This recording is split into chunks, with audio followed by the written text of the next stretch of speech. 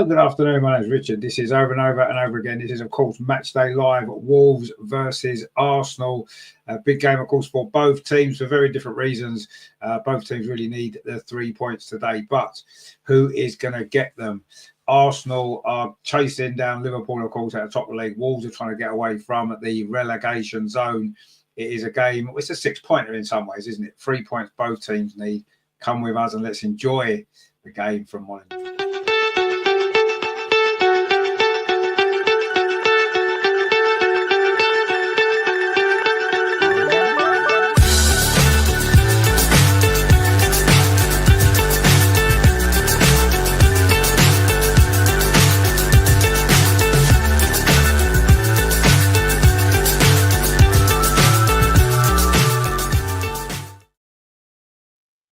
So, good afternoon. It is, of course, Matchday Live, Wolves against Arsenal from the Premier League. Can Arsenal get back on track, of course, following that disappointing draw last week against Aston Villa? Good Champions League win, of course, in midweek. But that means nothing today, does it? Wolves, with their new manager, Victor Pereira, will be desperate to pick up points. In that bottom three or round about that area of the league, they need some points on the ball, don't they? They're at home. Always a passionate crowd at Molyneux, isn't there? So this could be a very difficult game for Arsenal. What are the team lineups? That is what we want to know, don't we? So this is our Arsenal lineup for this big game. In goal, in it is David Raya. The back four is Julian Timber. William Saliba is back. Gabriel, who's captain today, and Miles Lewis Skelly. In midfield, Declan Rice, Thomas Partey, and Ethan Nwaneri is in the team. And the front three, Leandro Trossard, Kai Havertz, and Gabriel Martinelli. On the bench then for Arsenal, it is two goalkeepers. Wow, we must be struggling. Norberto Neto and Jack Porter. Also, Ricardo Calafiori, Kieran Tierney, Alexander Zinchenko, Jacob Kiwior, Jorginho, Raheem Sterling, and Nathan Butler-Adeji. So that is your Arsenal team. What do we make of that? For Wolves then, in goal it is Jose Sarr. They've got a back three, Matt Doherty, Santiago Bueno, and Emmanuel Agbadu.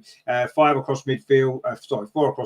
It's Rayan Ait-Nouri, João Gomez, Andre, and Captain Nelson Semedo. And in their front three, Matheus Cunha, who is still at Wolves, Pablo Sabaria, and of course, Jorgen Strand Larsen. What do we make of that team then for Arsenal? Where is Martin Odegaard today? Nobody's seen him. Now, I think personally he's probably ill, and that's the reason why he's not in the squad. But speculation maybe that is he going to leave the club? If a player misses a game in January, everyone thinks they're going to leave, don't they? I'm sure he won't be. But anyway, he's not in the squad today. Virginia's gone 3-0 to Arsenal. Well, that is optimistic, my friend. Away from home against a team that are battling for their life. It's never easy. It's never easy. These games are never easy. So I'm not expecting it to be easy today at all. I think it's going to be a tough game. We've beaten Wolves on the last 7 meetings between the sides. So historically, certainly in recent years, obviously massively in our favour. We haven't conceded a goal on our last 3 visits here to Molyneux. 3 wins in a row here since they beat us 2-1 back in, was it 2021? I think it was, wasn't it? So, yeah, we've got a good record against this opposition historically as well. We've fared well. I think we've only lost 3 times at Molyneux since the 1970s. So it's been a good hunting ground for us over the years, and we need to pick up points again today. But so I don't think it's going to be easy. You know, I think Wolves have been fairly unlucky in some of their games recently since they changed their manager. They play some nice football. They're just not always getting the goals and getting the results that maybe they perhaps deserve. But today, hopefully, Arsenal can get the result that we need. It's so important, isn't it, that we get the 3 points today. I think if we drop more points here, then you have to say, you know, Liverpool playing Ipswich. You have to say that the title will probably be out of reach. If it isn't already, it certainly would be if we don't win today, and Liverpool, of course, do beat Ipswich. Mark C says, come on, folks, let's get behind the lads today and not be slating individuals. Well, I mean, let's just see how the game goes. At the end of the day, you know, we know that this team's got limitations. We know that this team's got there's certain aspects of this team that aren't strong enough. We know that if we want to compete at the very top level in domestically and in Europe, that's not necessarily the players' fault. I agree with you. It's the squad that we've been. But I'm looking at the bench today. You know, it's stacked with defenders and 2 goalkeepers. You know, and everybody will say, oh, well, you know, it's all we've got available. Yes, but this manager's had 5 years and what, 850 million or whatever it is he spent. And we've got no striking, no forward backups on the bench. And it's not like we've got 10 players out injured. Let's not, you know, let's not think that we have. Bukayo Saka is out, of course, we know that. Today, Martin Odegaard, though he's not a striker anyway, he's a midfield player. But yeah, I don't know. I feel that there's been issues going on behind the scenes at Arsenal. We still don't have a director of football all this time after Edu left. Something's not quite right there. You know, the owners have been in London, or Josh Kroenke's been in London. What he's been doing, I don't know. There doesn't seem to be any news of any incoming players this in the next couple of weeks. I mean, there's only just over a week left of the window, isn't there? Is it next Monday? A week on Monday, the window shuts. And yes, there's still time, obviously, to get a body in or two bodies in, whatever. I don't know. I'm more expecting loans, if anything. Which is that really what we need? I don't know. I don't know. Maybe if it's going to get us through the rest of this season. But I don't know. January transfers there's not many, is there? Players that come in January that you buy for the long term. Not really. That they're stopgaps quite often, aren't they? To tide you over. We've had one or two decent January signings, haven't we, over the years? Aubameyang, of course, was one. Andre Arshavin as well, of course, joined in January, didn't he?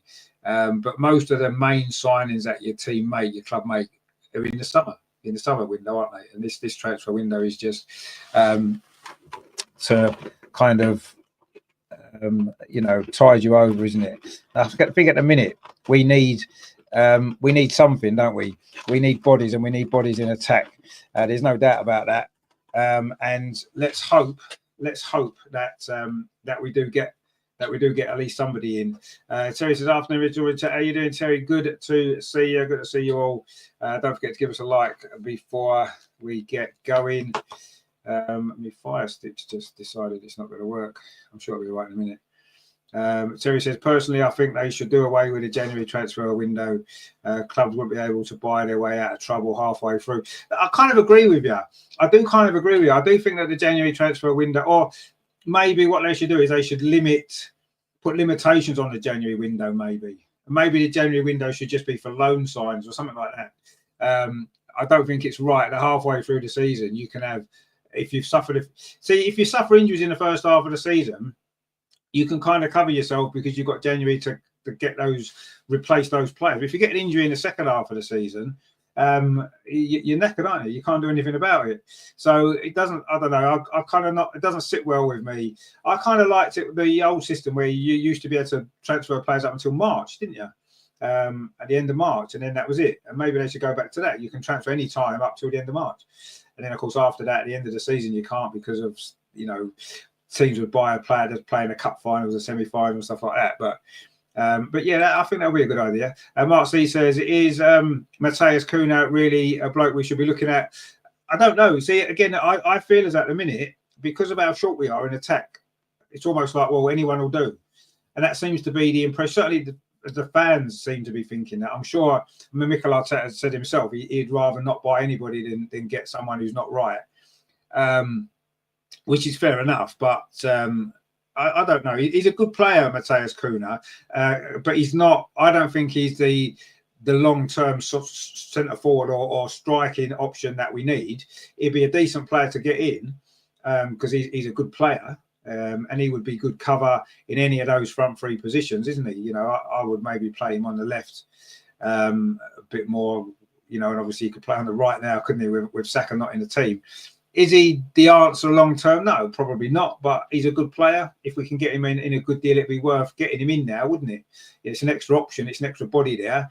And I do think he's got quality, but you know, you look through his career, he's never been a big goal scorer. He's not the goal scorer that we need. He'd be a very typical Mikel Arteta signing, wouldn't he? Because Mikel Arteta doesn't want to buy an out-and-out centre forward. He never has done in 5 years. He's not going to start now, is he? Buying an out-and-out centre forward. You've got to look at the fact that that we've got Kai Havertz is our centre forward now, and that's kind of where we are, unfortunately. For some reason, my fire stick's not working. I don't know what it's doing. It's starting to do my head in now. Let's have a look. How can you refresh it? Is there any way of refreshing it? There's got to be in there.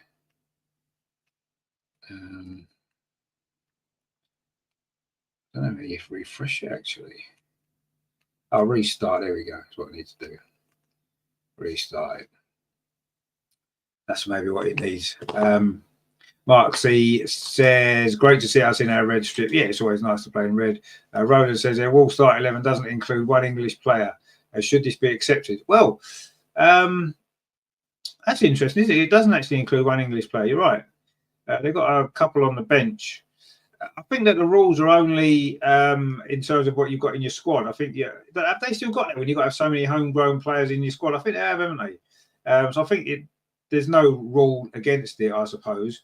But yeah, obviously we would all prefer to see more English players playing in the Premier League because it's better for the England national team. But the Premier League's an international competition now, isn't it?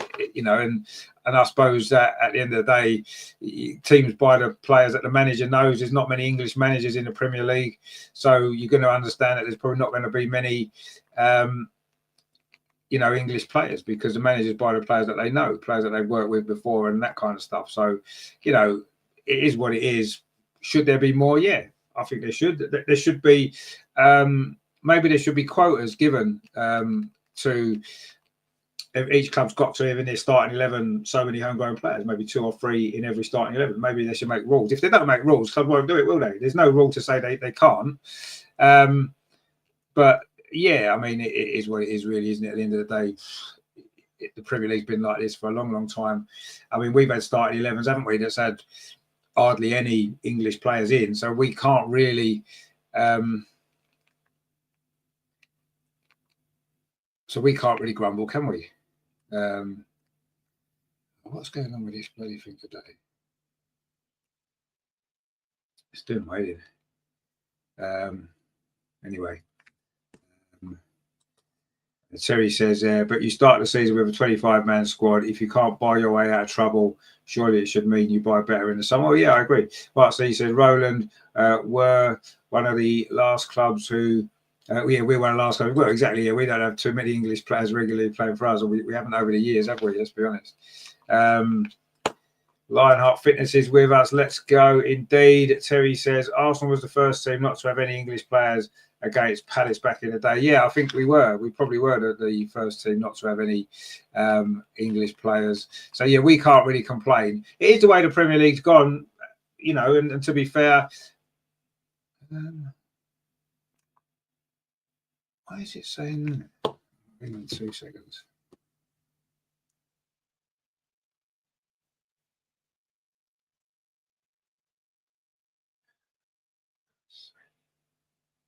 Should have checked this before, shouldn't I?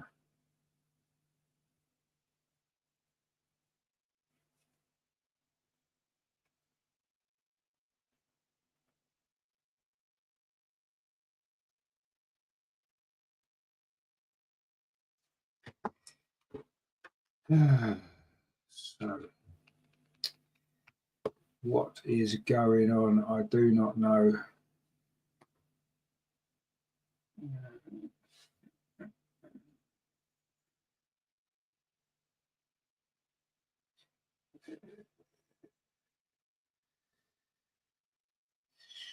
Anyway, it's still 0-0, and I can't get the game yet because I'm having some problems, technical problems. Let's call it. Shall we call it technical problems? Because that's what they are. They are technical problems. We've had a lot of possession so far, which is quite usual, isn't it? But I don't think we seem to be getting very far with anything. But anyway, let's see what's happening. Mark C says, you ain't missing much. No, well, I wasn't expecting to have missed much, really. But there you go. Loads of Arsenal possession by the look of it. But not too much else to talk about at the moment. And I'm sure one day I will get this to work. But we shall see.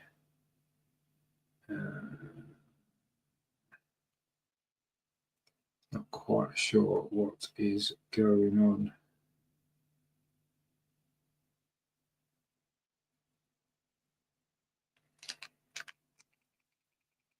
I don't really know.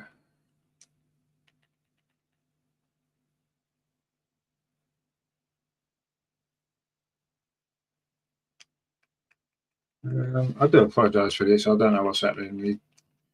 The Fire Stick's decided it doesn't want to work, which is quite annoying, isn't it? And now it's stuck on the screen. It won't let me go back. It won't let me do anything. It's just froze. It has completely. Oh, hang on. Where's it going? Oh, it's gone back to the start now. All right. Let's see, shall we, if I can get somewhere with it now. My guess is probably not. I don't know what it's doing. It just keeps freezing, man. I don't know what it's doing. I don't know what it's doing.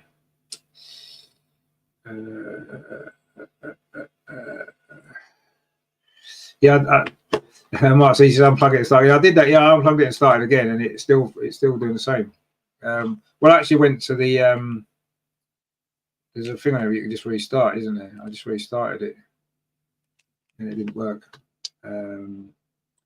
Gret says, "Hi there. I hope you're doing well. I just began to watch the game, and for about 2 minutes, honestly, couldn't grasp in what way AFC attacked. No, well, I mean, I don't know the answer to that because I can't actually get anything at the minute on the. I can't get a stream for it. I'm just trying. Right, okay. Let's have a look, shall we?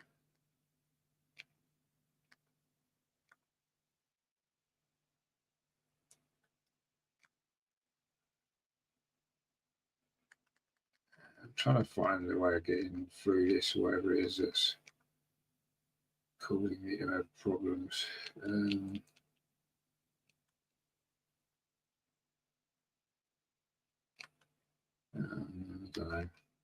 I don't know what it's doing here. Honestly, I don't know what it's doing. It's just doing my head in.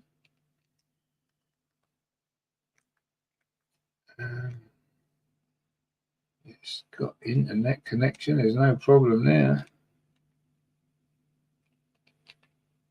So I don't know what it's all about.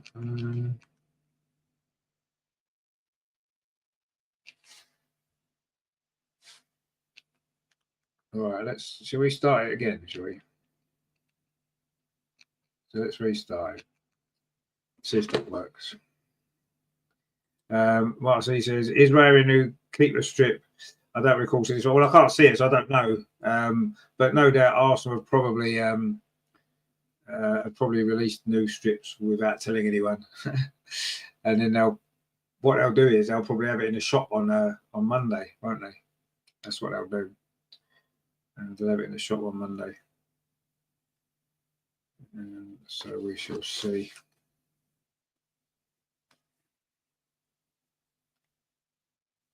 All right, I've just restarted it again. I restarted it before and it still didn't work, did it?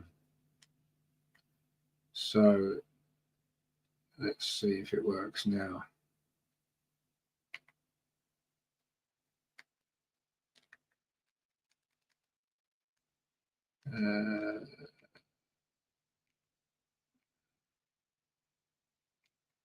I don't think the remote's actually working particularly well, but anyway. All right, let's see if we can get anywhere now, shall we?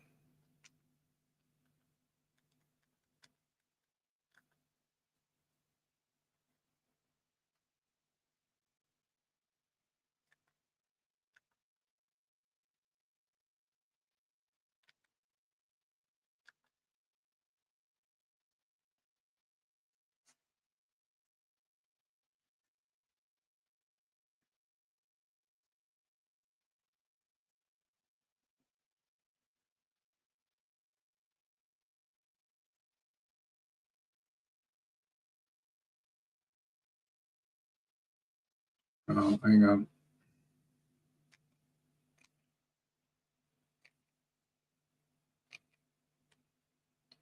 All right, okay.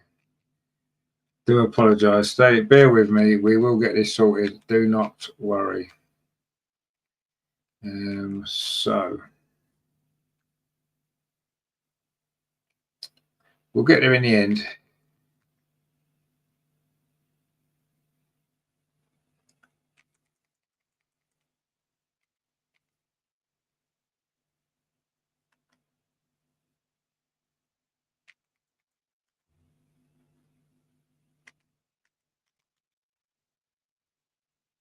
Um,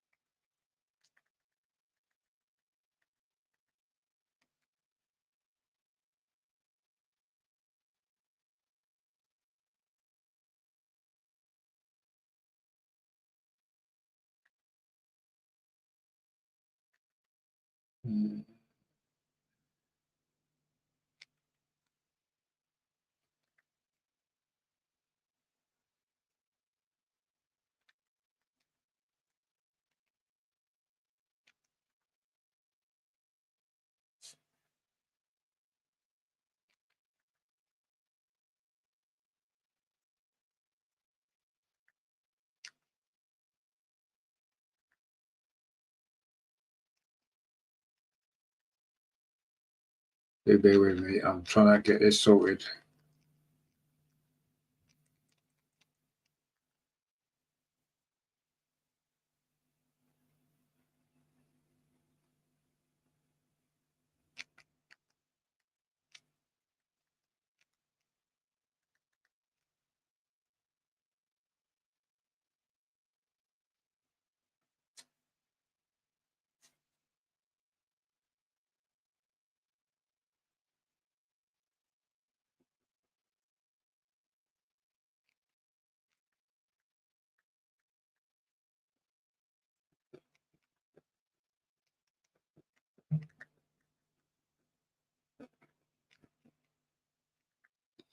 Hang on 2 seconds. I do apologise for all this.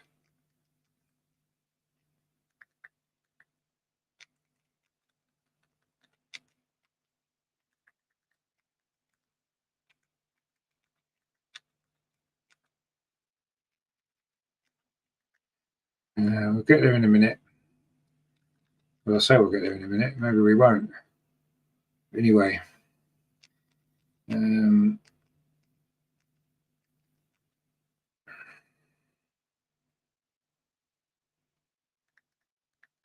What am I doing?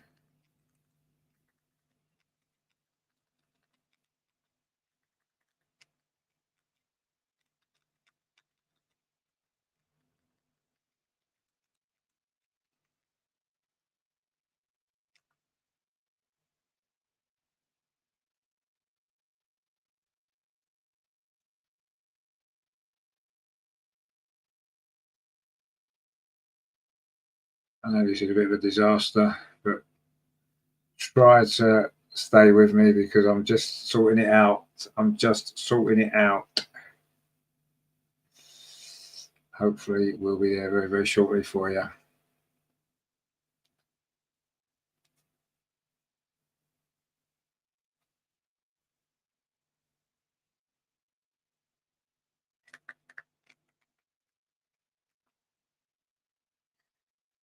This is not great, is it? But it looks like the game's not very good anyway, so I'm not that worried.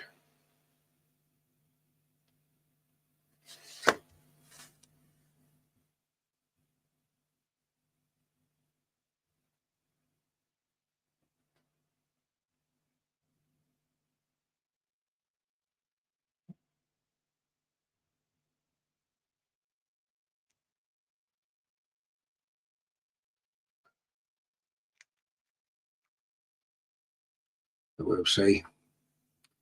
We will see.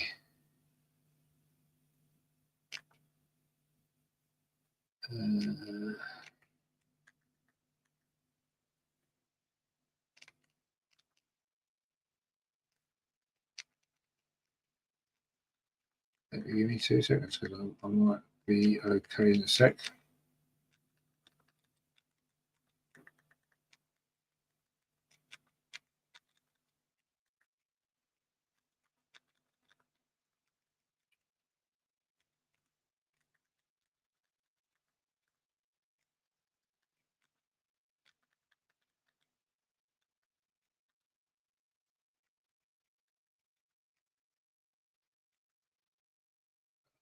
Okay.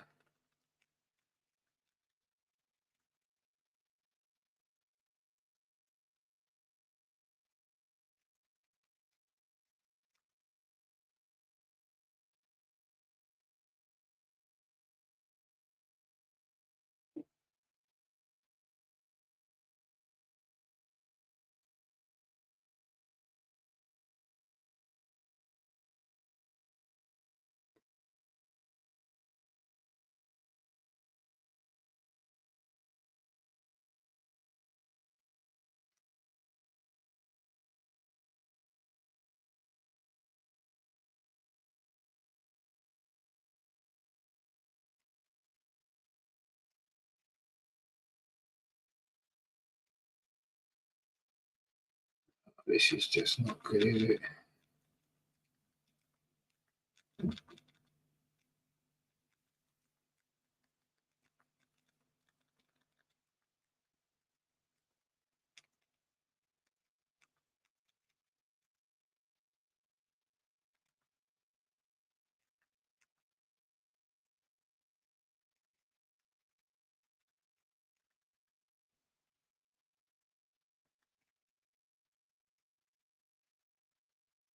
Sorry about this, guys. It's just don't know what's happening here. I'm trying to get it sorted.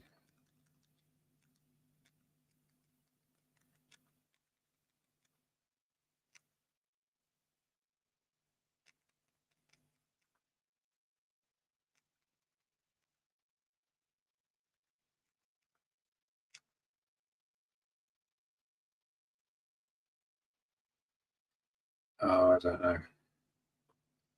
Honestly, don't know what's happening.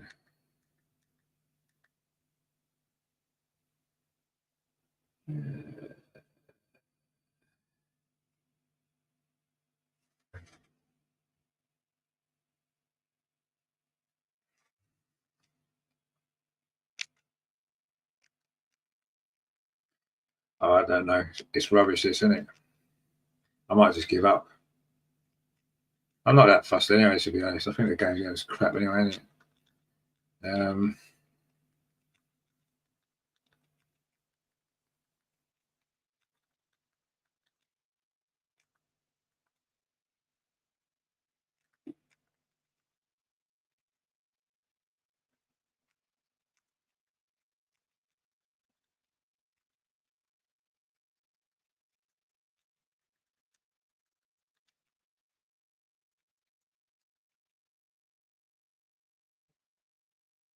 I don't know.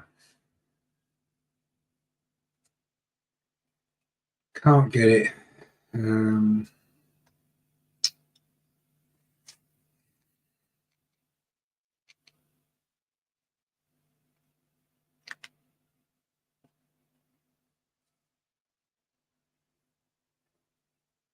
No, can't get it.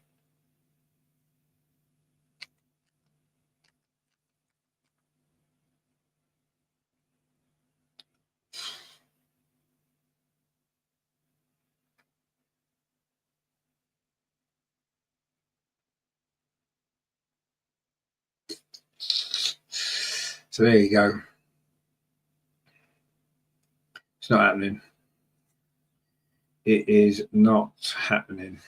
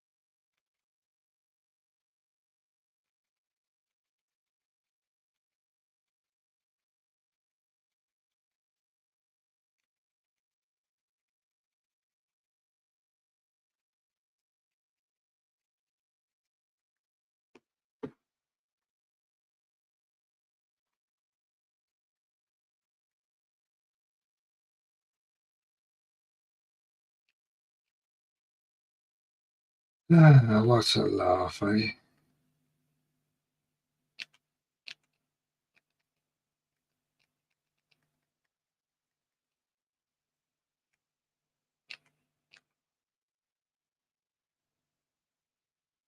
What a laugh.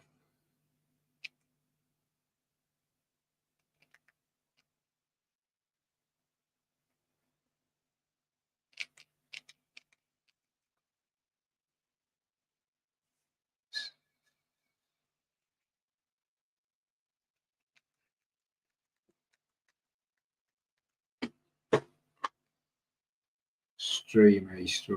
Let's have a look. So I don't find stream. I don't even know what that is. I don't even know what that is.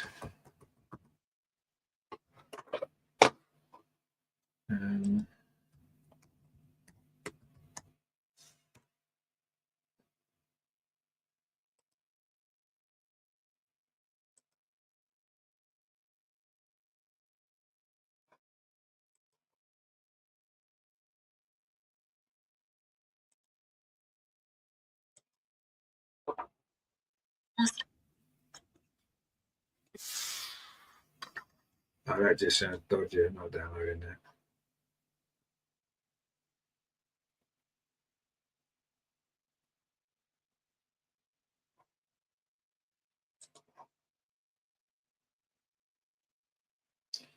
No,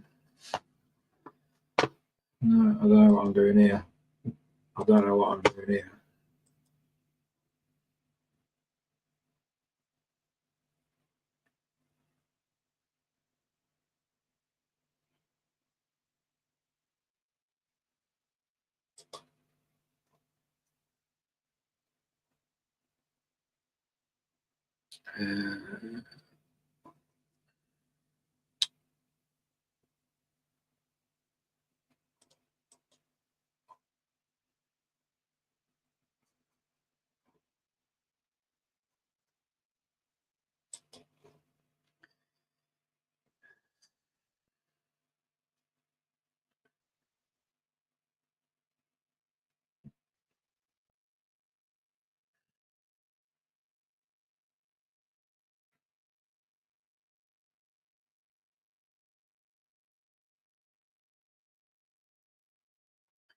I don't know how to use this bloody thing anyway.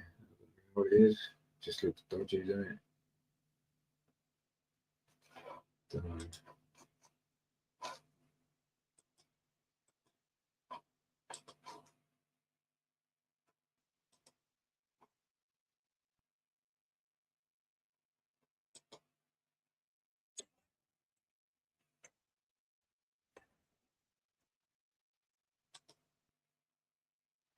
Well, I don't know. It seems like dodgy this, doesn't it? I don't know. Anyone any ideas? It's not letting me do it anyway.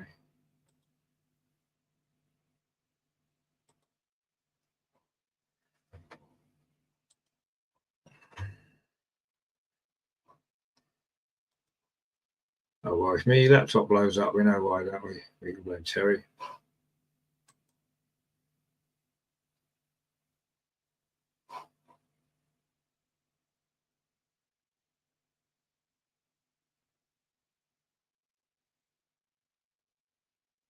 Let's see what happens here.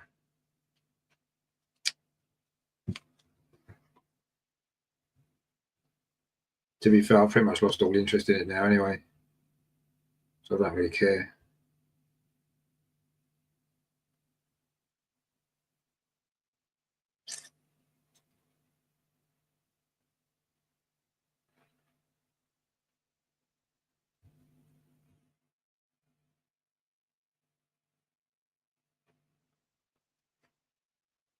It's taking an ace to download it anyway.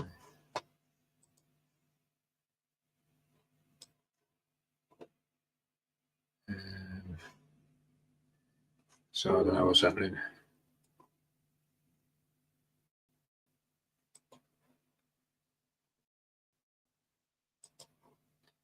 I don't know what's happening.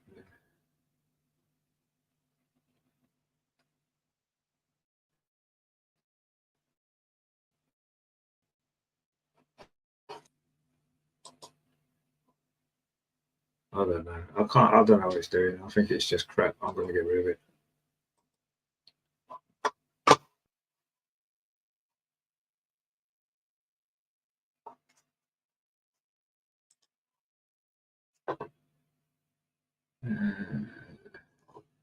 No, that's just crap. I need to get rid of that because it's just dodgy.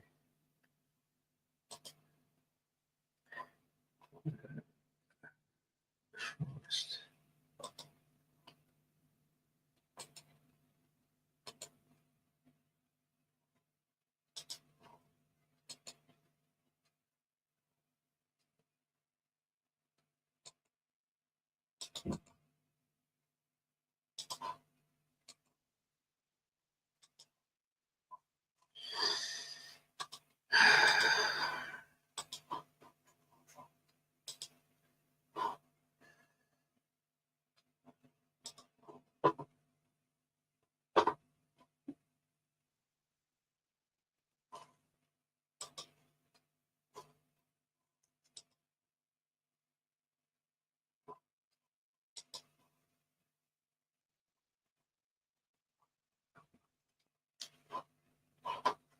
What on earth is going on?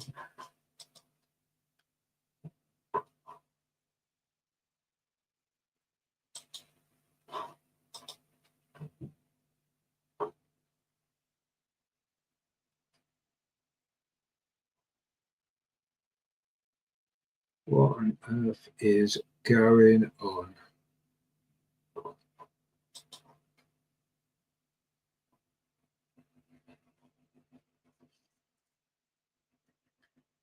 I don't have a clue.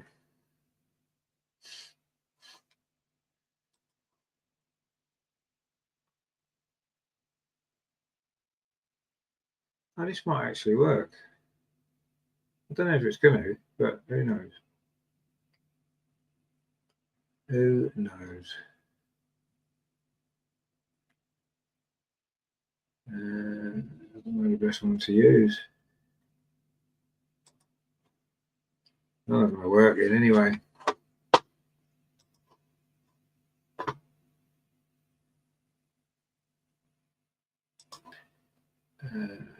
Greg says, yeah, let's forget about this crap and talk about it. Yeah, I'm kind of thinking that might be the best thing to do, really. Terry Oakmeadow gets back to her best. Yeah, I think we'll win tomorrow. I'm convinced of it. Now, apparently, it looks like there's been a whole reset of the app and that I've been using. So, and I can't log back in because I can't remember what my login details are. I'm waiting to find out.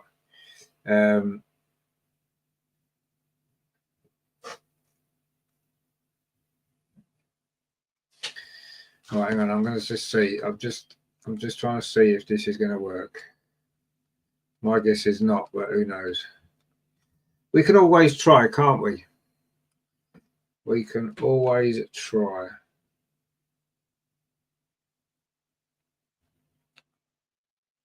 Right, so if I actually try this, I'm going to try this. It might not work, but it's better than sitting doing nothing, isn't it? At least it looks like I'm bothered, even though I'm not now. I've lost all interest now, I've got to be honest. I don't actually care if this is going to work. As long as it works tomorrow, that's all I care about. Right, let's see. So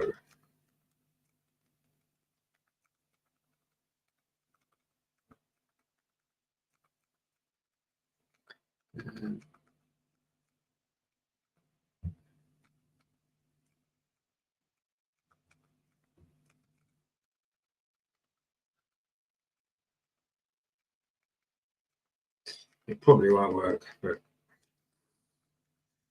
you never know. You never know.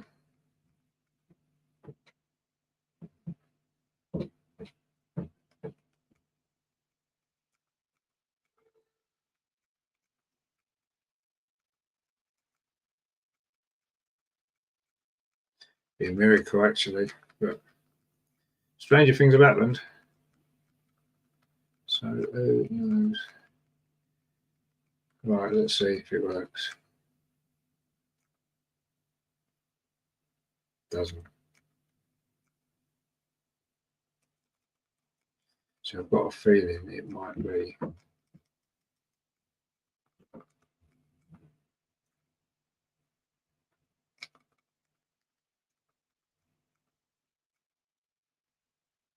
No.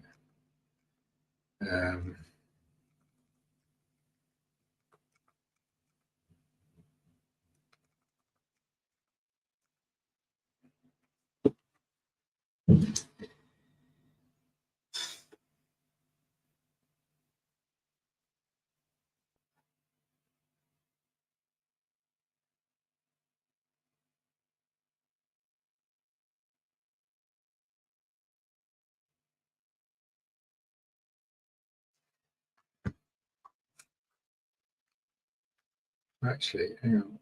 Hang on.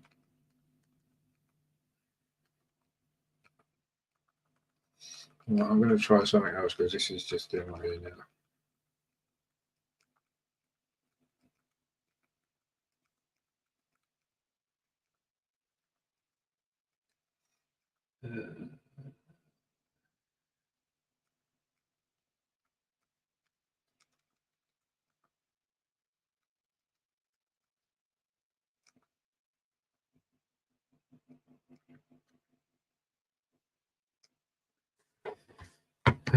No, it's not working.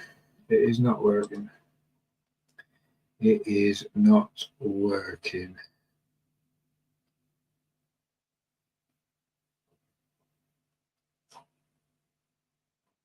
Terry says that chance Wolves missed had a touch of the RVP against Charlton, except RVP scored. Oh, did he? Oh, that sounds like a big good thing.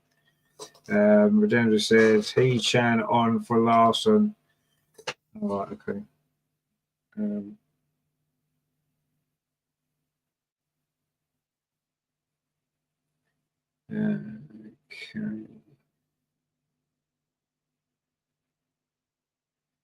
Okay, right.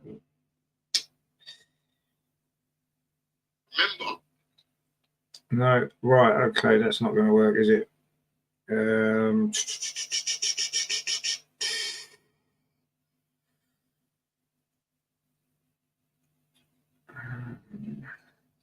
No.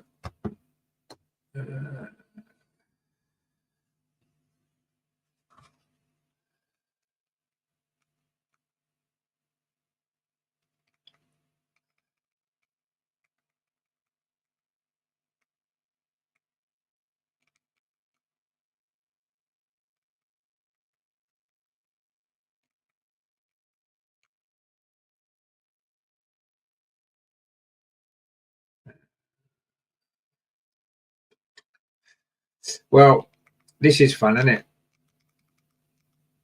This is real fun.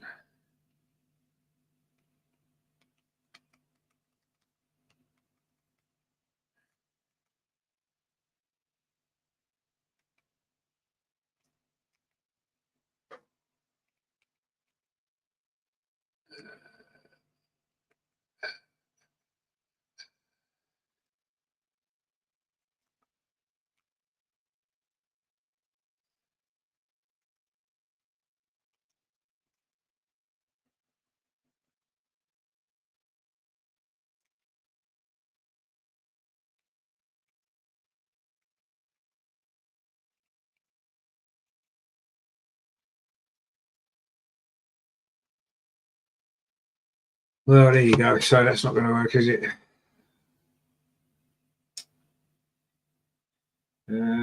So let's have a look. Liverpool 2-0 up, by the way. Szoboszlai and Mohamed Salah scored for Liverpool. They were 71% possession in that game. Christ. What a surprise, eh? What a surprise.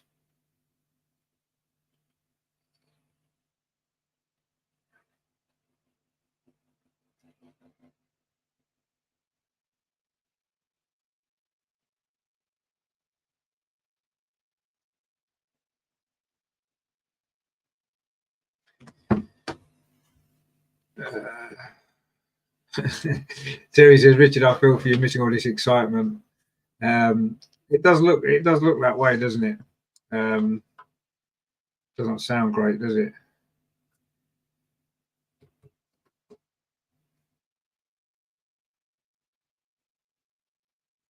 Oh, hang on 2 seconds. We might have some action here.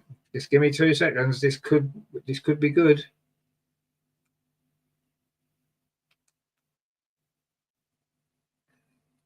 Let's have a look.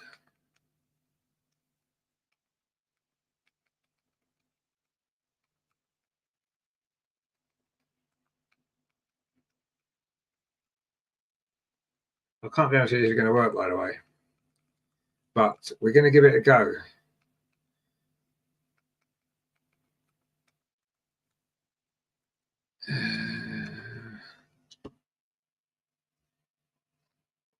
I like Mark's optimism here. Free kick in a good area. When have we last scored from a direct free kick? I'll tell you when it was, 2021. Martin Odegaard scored it at Burnley.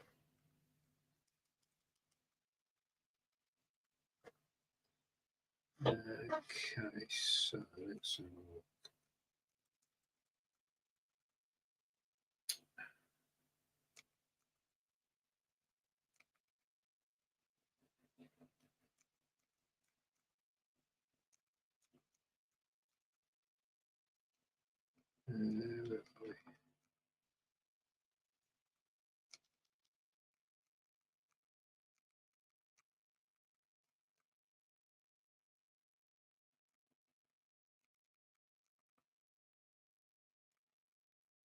We'll get there in a minute. We'll get there. Oh, yeah, you got it then. Did you hear that? That was good, wasn't it? It's on that other stream thing. I'm trying to do 3 things at once here.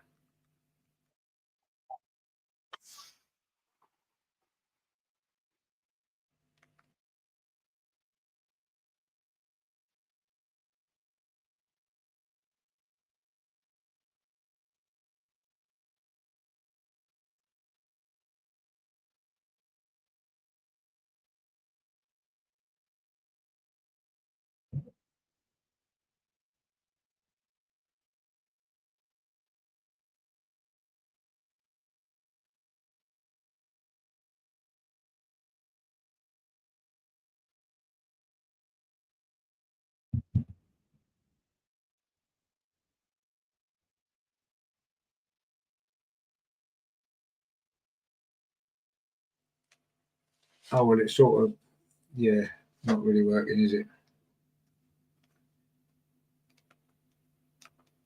I've got a feeling that might be.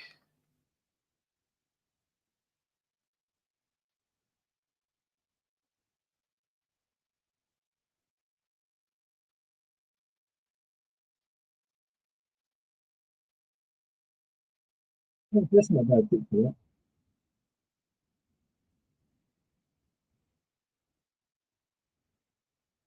Well, they've got nowhere to turn the volume yet.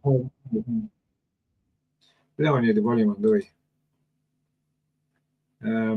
Right, what I need to do now is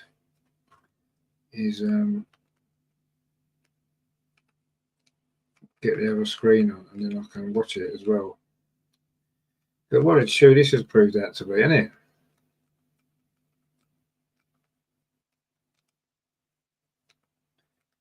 What a day, eh? What a day. Still, the good news is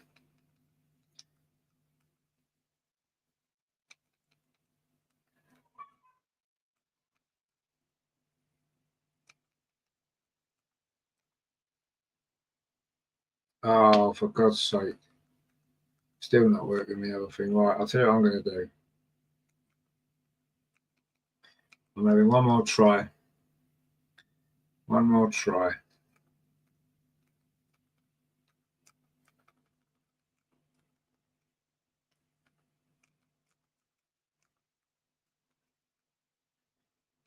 I'm not giving up yet. I'm not giving up yet.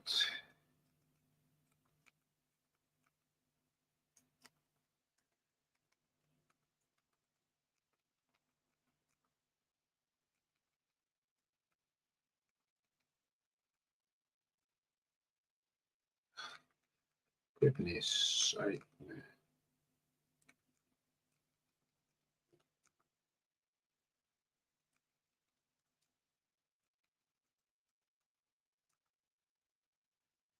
No. Right, okay, I'm going to set my other screen up. I'm going to set my other screen up. Oh, hang on a minute. I've just realised I've done something wrong here.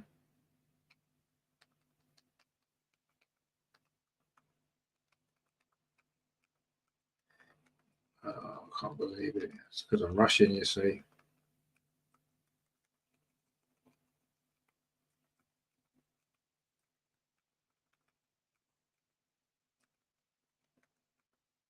I also got a corner, by the way. So we might actually get a goal. We're in the last couple of minutes of this first half. That's a terrible corner, actually. Wow. It was Declan Rice with it.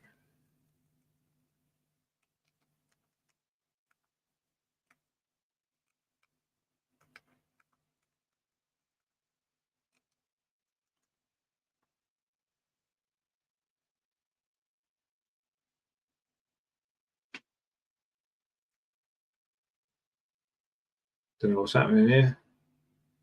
Referees, a load of Arsenal players are surrounding the referee.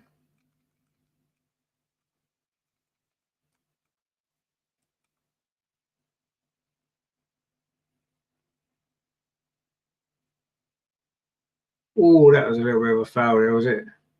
Yellow card for Lewis Skelly. No, actually, I might have actually sorted this out. I might be able to watch it properly in a minute. Well, this picture actually is not too bad, but I can't watch that and watch.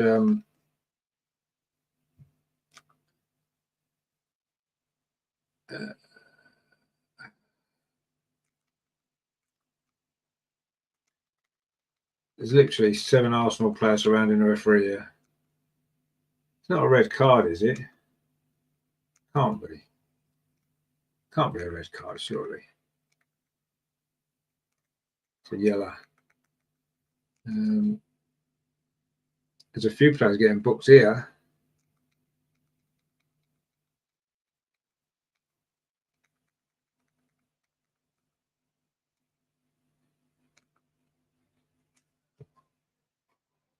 Oh, hang on, I'm working again. I've got my normal thing working again, so we'll come off that because it's probably dodgy. Has he been sent off? Has Lewis Kelly been sent off? Does anyone know? Has he been sent off? Oh, he has been sent off. Lewis Kelly's been sent off. Well, what was he sent off for? Do we know? I wasn't really able to see it. Let's have a look here.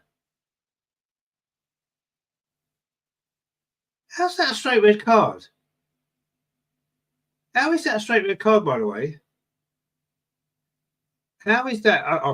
I'm a bit shocked. I mean, it's a foul, and it's a cynical foul, but it's miles away. It's just outside the Wolves penalty area. I mean, it's stopping a counter attack, so it's definitely not a professional foul in like denying a goal scoring opportunity. I don't understand what he's been sent off for there. Does anybody know? Can anybody shed some light on? I didn't see it live. I've only just managed to get my thing working again.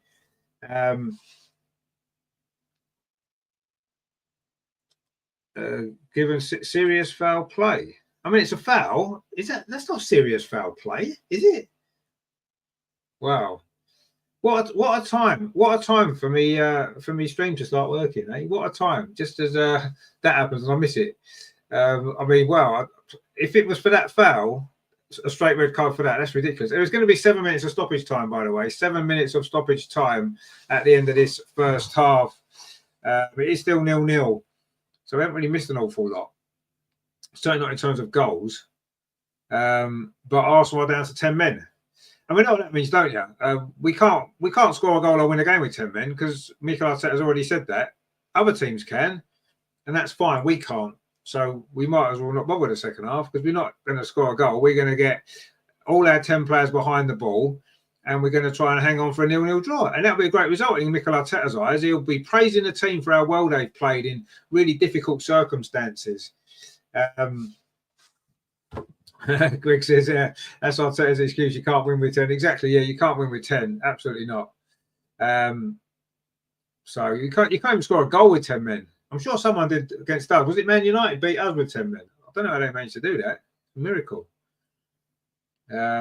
Anyway, let's see if Arsenal can manage to win a game with 10 men. A cross comes in straight into the arms of David Raya, and he goes down on the ball to waste time. Christ, this is what I hate about this team. Rajendra says, over half the match to go. Indeed, there is over half the match to go. Can you imagine how boring the second half's going to be? We're going to start wasting time. We're starting wasting time already. Terry says, but the Cronkies won't buy us a centre forward. We just need a new manager, mate. I don't care about it, but I don't want us to buy a centre forward. I do not want this manager to spend any more money. I want to sack him, get a manager in, and then buy some proper players who can actually win us trophies, not this lot of, I don't know, just crap, honestly. Anyway, Wolves are coming forward now up this near side with 8 Norrie, I think he is, isn't he? But it's gone out for a throw to Arsenal. We've played 2 minutes of the 7 of stoppage time. I must admit, I don't know what that red card was all about there. That foul it wasn't over the top of the ball. It wasn't overly aggressive. It was one of them yellow card fouls, isn't it? It was one of them yellow card fouls that is a yellow card. It stops a counter attack. Cynical foul, yes. But so that's all it is. It's nothing worse than that. It's certainly not a red card just for that. I'm sure something else must have happened. I just can't believe that that's a straight red card. What I've seen of it, I haven't seen it properly. I'm only just going off a little clip that I saw, but I can't believe that that would be a straight red card for that challenge. Wolves coming forward now on the far side with Nelson. Semenya plays it back to Matt Doherty. I think it is. Wolves will now feel like they've got a chance here, won't they, to get what will be a big victory for them. This cross comes in towards the edge of the 6-yard box, headed out by Gabriel Martinelli. Not really that far, though. Out Norrie with the ball now for Wolves. Still coming forward on the edge of the Arsenal penalty, but that shot comes in from distance there. It's miles over the bar. And that was from Badu. They're just showing it again. I mean, it was way after the ball's gone. Well, actually looking at that again, looking at it again, I can kind of see why he's produced a red card. When you look at it again, I can kind of see, would it be a red? Is it a red card offence on its own? I don't know. But the way he kind of went into it, I don't know. It wasn't. It was an unnecessary challenge. I don't know.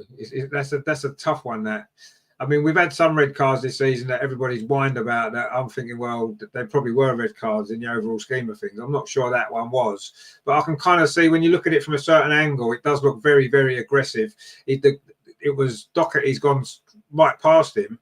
Anyway, Wolves are coming forward now, but that's a terrible touch. It's going to run out of play. That was Chung. That was Wang P Chung. Jake says a deliberate challenge. Well, I mean, all challenges are deliberate, aren't they?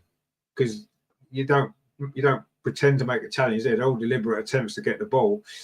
Dee says you're not watching it through Oliver's glasses. Well, no, I say that there was one angle that I just saw that it did look quite an aggressive, unnecessary challenge when the ball's miles away. Is it a red card? I don't know. I really don't know. Terry says Defo Red should have sent 29 and 41 off at the same time for moaning. I don't know. Anyway, what's happened here? It's an Arsenal free kick. We've played 5 minutes of the 7 of stoppage time at the end of this first half. Mark C says same ref who didn't send off Kovacic against us. We see this is the problem now we've got, isn't it? Every single person in the world is going to moan about the fact we've had a player sent off. Not how crap we are, not how the fact that we can't win games when we've got 11 players. They're just going to look at the fact that it was a harsh red card and blame that and say it's a conspiracy against us. Referees are against us. Arteta is the greatest manager ever. And if the referees were fair, we'd have won 500 trophies by now. Well, that's all just rubbish. It's all rubbish. We're looking for excuses. We are looking for excuses. I mean, I haven't watched much of this first half. I can't judge on this particular game, and I wouldn't anyway. This is a 5-year thing now. It's a 5-year thing. We're going back. This season, we've gone backwards. There's no doubt about that. The squad is terrible. The backups are terrible. I haven't got enough quality. And people think we're in a title race. No, we're not. Liverpool are miles better than us. Man City are going to finish above us. I've got absolutely no doubt about that. And Nottingham Forest are a worry because they've got nothing else to play for now. They're just going to throw everything. Not that we've got too much to play for ourselves, because we're not going to win the Champions League, are we? But at least we're still in it. Anyway, Redendra says we can't win games when we're second in the league. No, but who cares about being second? We were second last year and the year before. This year we need to be first. Second's not. We're nowhere near winning the league. We're nowhere near winning the league with this group of players and this manager. We're not. Let's just be real. Look, right? Just be real.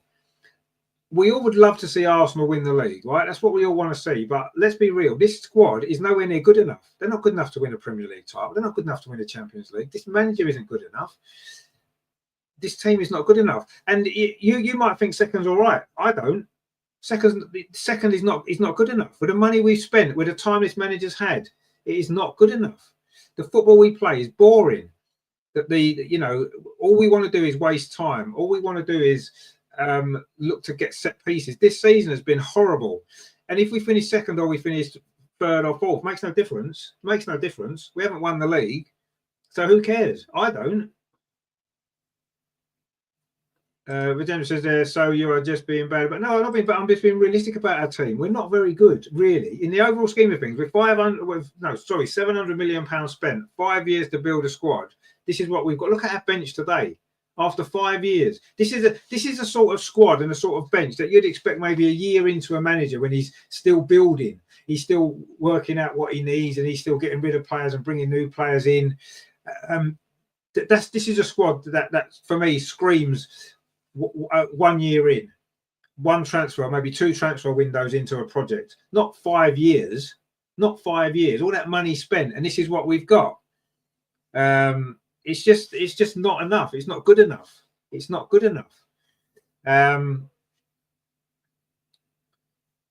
Redondo says we are drawing. We're not drawing all our games. We're drawing too many games. But that's the difference, isn't it? That's the difference with building a squad that can win games. Getting a striker in that can win games. He's not bought a striker in 5 years. Whose fault's that? It's his fault. It's not my fault, is it? It's not anybody else's fault. It's his fault. He hasn't bought a striker in 5 years. And now here we are without a striker in the entire squad. And this isn't just this season. We didn't have a striker last season. Gabriel Jesus isn't a striker. Kai Havertz isn't a striker. You know, this is where we are. Shane says we should be 2 up. We are square pegs in round holes. Most players out of... Yeah, exactly. This is a problem, isn't it? What Mikel Arteta does, he overcomplicates it. And what he said last week in a press conference when he was talking about playing Thomas Partey at right back and Timber at centre back, and he was said, well, actually, what you're doing is you're weakening 3 positions in the team by doing that. You're weakening the midfield because Thomas Partey is out of it. You're weakening the right back because Thomas Partey is not a right back, and you're weakening centre back because you're playing Timber there, and that's not his natural position. So you're weakening 3 positions. And then what Mikel Arteta said, well, it's the way that we play. We don't have another right-footed centre back. Well, there's another problem. 5 years in, you haven't bought another right-footed centre back because you think William Saliba is going to be able to play 100 games a season and never get injured. He hasn't built a squad. He doesn't want a squad because he doesn't like rotating players. And this is why now, after 5 years of this, some of these players haven't hardly missed a game. Saka, now he's injured. Played all them games. Ødegaard played all them games, had a big injury. You know, Saliba, okay, he's a short injury this time. He did have a big injury a couple of years ago. And that's because he doesn't want anybody else. So he's not replacing these players. He's hoping that they're going to play, and he's hoping they're going to miss the odd game here and there. We can maybe get through, rather than building a squad, rotating your squad like Man City do, like proper managers do. Build a squad that can challenge for titles. Don't just build a squad of 14 players because you don't trust the rest of them. It's ridiculous. Redendra said, so would you like to be in Aston Villa's position? Not really bothered. They're not going to win the league either. But they might well get top 4. We'll probably get top 4. We're in exactly the same position as Villa. Last season, they finished in the top 4. We finished in the top 4. We're in the same position as Villa. They're in the Champions League this season. We're in the I think they're still in the FA Cup. So actually, I would swap positions with them. They're still in the FA Cup. So yes, I would swap positions with them. Absolutely. Because they're not going to win the league. They're not going to win the Champions League. So we're the same as them anyway. They're probably going to get top 4. We're probably going to get top 4. And they might win the FA Cup. So yes, I would swap with them. Absolutely. I'd swap their manager as well. I'd get their manager back. 100%, million times better than a rubbish one we've got. Greg, so I remember years ago, we got down 10 men and we would attack. Yeah, that was when we had a manager who knew what he was doing, Greg. Didn't we? How many times did we win with 10 men under Arsene Wenger? I lost count at hundreds. We did every single time. It was almost like sometimes you'd almost say, wouldn't you, let's get a player sent off now. It's 0-0 in a game. We weren't playing very well. Let's get a player sent off and we'll win. Because the players knew how to. Wenger used to do it in training, didn't he? He used to train with playing with 10 players. That's what he used to do in training because he'd prepare for that. Mikel Arteta can't prepare for anything out of the ordinary unless it's unless it fits in with what he wants. He can't deal with it. And as soon as things go against him, whether it's a red card, whether it's an injury, whatever it might be, he cannot deal with it. He doesn't know how to deal with these situations. You can guarantee in the second half, I know what's going to happen. We will get everybody back behind the ball. He's going to bring on people like Jorginho and Zinchenko probably, and he'll just shut up shop. And come away with this with a 0-0 draw and say what a magnificent performance it was with 10 men, and how how it shouldn't have been a red card, and we have to. This is the things that we have to deal with. I'm sorry, mate. It's not good enough. It is not good enough. But he's got a ready-made excuse now. I wish we hadn't. I wish we wasn't down to 10 men. I wish we wasn't. And then he's got no excuse. Now he's got an excuse, hasn't he? The excuse is there straight away.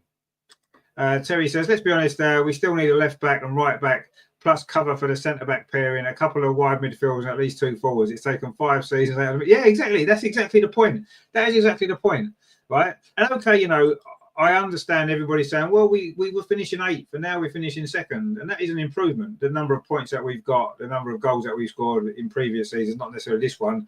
But it wasn't enough to take us over the line, right?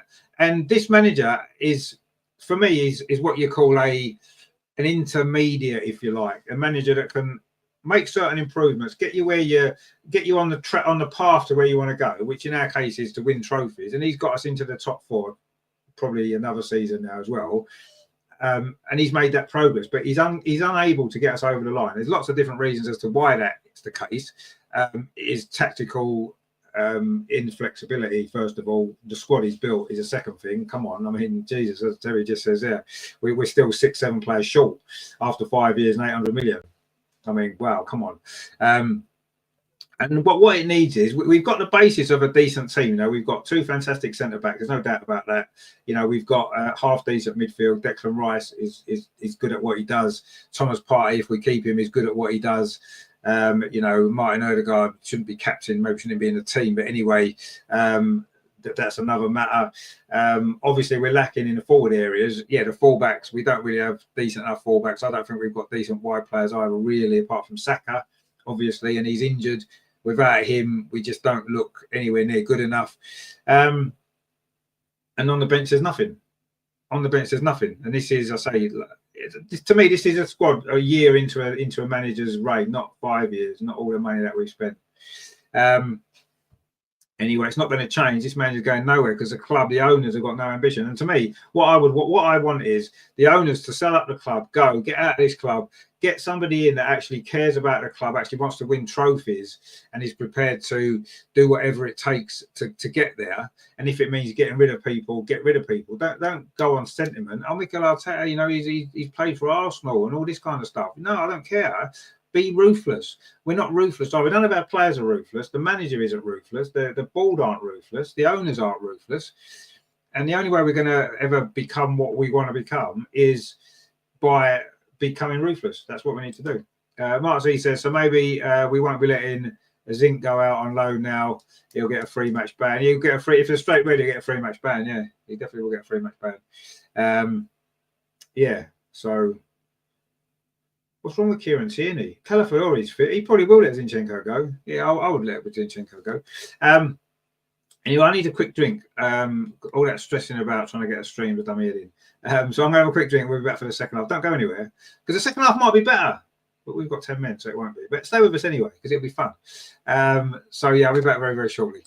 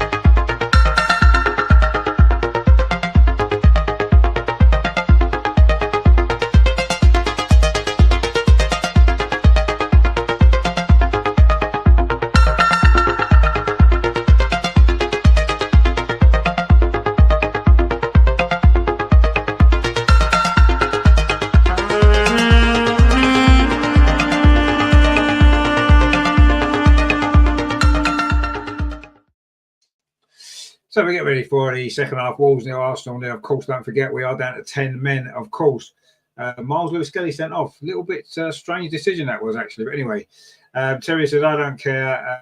Get Zinchenko out. And I agree. I would get him out anyway. But I suppose the problem is, in a way, we've let other players go when we haven't had enough cover for them. And we've struggled because of that. Although I think in this particular case, we've got Kieran Tierney, we've got Calafiore. So we have got 2 players who can cover that left-back position in the meantime. And they're both all right, aren't they? I mean, he just bought Calafiore, so he's got to be good enough, hasn't he? Because he just bought him. So, of course, he's good enough. So yeah, I think we can let Zinchenko go. And that's fine. And I'll drive him to the airport, actually. If you need a lift to the airport, mate, I'll be quite happy to take you. It'll save you getting an Uber, won't it? Quite honestly. So there you go. I'll take her with you, actually, wherever you go. Take him with you, because yeah. Anyway, don't forget, of course, there's a really big game tomorrow, and that is going to be really good, isn't it? It is, of course, Arsenal women playing Chelsea women at Stamford Bridge. Wow, a win for Arsenal that will close that gap to just 4 points. And after the start we had to the season, that would be quite remarkable. Anyway, so we look at the other half-time scores then. Let's have a look. So, Bournemouth 1, Nottingham Forest 0. Wow, Bournemouth are beating Nottingham Forest. Cliver scored again. He's on a roll, that dude, isn't he? Brighton 0, Everton 1. An end-day penalty there just before half-time. Liverpool 3-0 up against Ipswich. No surprise there. Szoboszlai, Salah and Gakpo with the Liverpool goals. Newcastle 2-1 up at Southampton. 2 more goals for Alexander Isak. Wow. Bednarak did give Southampton the lead there, but Isak's turned that around, and it is 2-1 to Newcastle there. And of course, it's Wolves 0, Arsenal 0. And at 5:30, it's Man City against Chelsea. Greg says, I thought we lacked good comedies lately, but at least we've got Arsenal. Perhaps they should play at the O2. Well, yeah, that's true. Yeah. We're talking about comedies, actually. I must admit, I've been watching a lot of Big Angie's interviews recently. He is absolutely hilarious, isn't he? He is absolutely hilarious. Brilliant. It's so funny. I do quite enjoy listening to his interviews. He is hilarious, isn't he? So that's good comedy. That is, listening to Big Angie's interviews. That is really good. So yeah, we've got that's the half-time scores anyway. Well, in fact, some of the games are into the second half. Bournemouth and Southampton game are both into the second half already. We're still waiting for the start of the second half here. Wolves 0, Arsenal 0. If we look at the live table, that is as things stand at the moment. Liverpool are 8 points clear of us with a game in hand, of course. And that's assuming that we hang on for a draw in this game. There's no guarantee that we will, of course, with 10 men in the second half against a team that desperately need to win. But luckily for us at the minute, Nottingham Forest are losing, which means we would stay second, which will keep a lot of people happy because they like being second. So that's fine, isn't it? So as long as Nottingham Forest don't win, we'll stay second, so that'll be good. Newcastle are back up to 4th. They're only 4 points behind us as things stand, actually, Newcastle. Of course, we play them in the semi-final week on Wednesday. I'll be at that game, actually, so that's going to be fun. Looking forward to that. Mark C says, Calafiore on for who? Well, probably a striker, won't it? One of the front 3, I would imagine. It's not Martinelli because he's just come out. It's not Trossard. It's not Havertz. Oh, well, I don't know then. You're one of the midfielders then, is it? Has he brought Calafiore on? Anyway, Wolves are coming out of the tunnel now. And Arsenal are back out on the pitch. Greg says, great, put on a defender for an attacking player. Well, I mean, we've lost a defender, haven't we? With Lewis-Skelly getting sent off. So I suppose it's not an attacking player that's gone off, though, is it? Who has gone off? Oh, it's that Wanyeri, isn't it? It's Wanyeri who's gone off. So it is an attacking player. Our only creative player in midfield has gone off. So we're hanging on for a 0-0 draw here, guys. We are hanging on for a 0-0 draw. Dean says, you coming up to my neck of the woods for the Toon game? I live in Newcastle myself, my friend, so I will be there. Yes, I've got a ticket in the Arsenal end. It's going to be good. A miracle's going to happen, isn't it? I must admit, up until last week, I thought we had no chance. But having seen Bournemouth absolutely rip Newcastle apart at St James, there's no reason why we can't do that. Oh, sorry, there is. We've got Mikel Arteta as our manager. Sorry, I forgot. So there's no chance we're going to win, but it's going to be fun anyway, isn't it? Are you going to the game, Diggs? If you are, we'll have to have a meet up. That'd be good. And whereabouts in Newcastle do you live, actually? Anyway, yeah, Ethan off. Indeed, of course he is. He's always going to take off our only attacking option in midfield. And we are going to try and hang on. The second half is off and underway here at Molineux. Wolves nil, Arsenal nil. But don't forget, Arsenal are down to 10 men. Miles Lewis-Skelly got sent off. We're still not quite sure what he got sent off for, why he got sent off. I'm sure that'll all come to light later. But anyway, regardless of all that, it doesn't matter. We have got 10 men to play this whole second half and try and hang on. Dean says, wish I had a ticket, mate. No idea you're up here. Oh, Cramlin, that's up the road to me. I live near Palmersville Metro, just up there. I mean, I've lived in Newcastle now for what, 5 years, 6 years nearly. So, yeah, I love it up here. I'll never move back to London. No chance. Absolutely no chance. Cramlin is just up the road. Oh, yeah, Cramlin is just up the A19 for me. Next junction up. Greg says Arteta won't buy a double decker. He doesn't need to buy a double decker. He's going to park the bus anyway. Oh, hang on. Wolves are just giving the ball away. Timber finds Martinelli over on that far side. And Gomez there gets stuck in. Dean says not far away at all. Great up here. It is great, yeah. You know, close to the coast. Fantastic. Northumberland coast is brilliant, isn't it? Obviously close to Newcastle city centre as well. It's a great place to live. Doesn't have as many of the problems that there are in London and other big cities. You know, I think Newcastle being so far away from everywhere else, I don't think all of those issues have quite reached up here yet. But they will, I'm sure, eventually. And then it may be time to move to Scotland. I'll keep getting further and further north. I obviously lived in London, Essex most of my life. Then I moved to Yorkshire. Now I'm in Newcastle. Maybe Scotland's next. Get further. I'll end up in Sweden. I'll probably end up in Sweden. Mark C says official line is because Miles Lewis-Skelly clipped Dockett above the ankle. It's seen as serious foul play. Oh, right, okay. Well, I don't know about that. Grat says there, come on AFC. Now it's like to see a 4-3-2 tactics. The middleman of the three makes 4 positions. Yeah, but we've only got 10 players, haven't we? We can't play a 4-3-2. I guess we can, yeah, 4-3-2. Good again, yeah. But it's kind of what we're not really playing 2 up front, though, are we? I don't know. Anyway, I'll be surprised if we have too many attacks. But we're trying to come forward now. Calafiori up this near side, plays the ball infield to Thomas Partey. That pass is cut out, actually falls to Kai Havertz. That's a terrible touch. And the ball has now run all the way through to goalkeeper Jose Sarr. That kind of makes sense what Mark said there about above the ankle. I mean, that was what happened. It was above the ankle, but was it really a red card? I don't know. Anyway, I don't know what's going on here. The referee's involved again. Mateus Cunha was having a chat to him. We've played 3 minutes of the second half. Arsenal got a free kick inside the centre circle. We're now coming forward up that far side. And Martinelli's there. Goes past a couple of challenges, Martinelli, and then he's tackled, and it's going to be a corner to Arsenal. Gret says, by the way, what did you say about Sweden? Well, no, what I said was over the last few years, I've started to move further and further north from London. I'm now in Newcastle. I said, next stop will be Scotland, and eventually I'll keep going north. I'll end up in Sweden, which would probably be a better place to live, if I'm totally honest. Terry says, how can you prefer Newcastle to London? In London, you've got all the excitement of knife gang violence, phone robbery, mugging, and you prefer Newcastle. Yeah, no, I know it's strange to understand. You know, having a nice, peaceful life seems strange, doesn't it? But anyway, you know, it is what it is. I've got used to the peace and quiet. But yeah, of course, I miss the knife crime and the gangs and all that kind of stuff and the muggings. Of course, who wouldn't?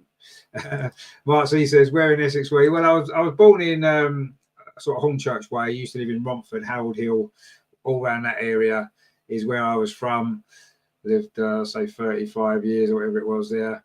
Well, else was actually coming forward, but Wolves scrambled that ball away. Gabriel was up front there still.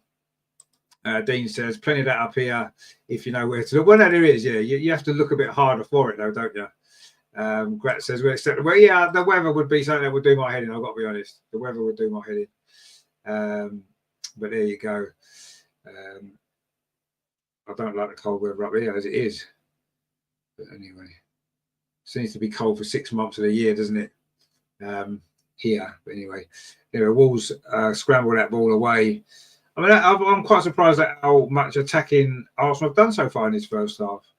I thought we were going to sit back. But anyway, we're coming forward now on this near side. Trossard trying to get away from Nelson Semedo. And it's a throw to Arsenal, which Calafiore is going to take.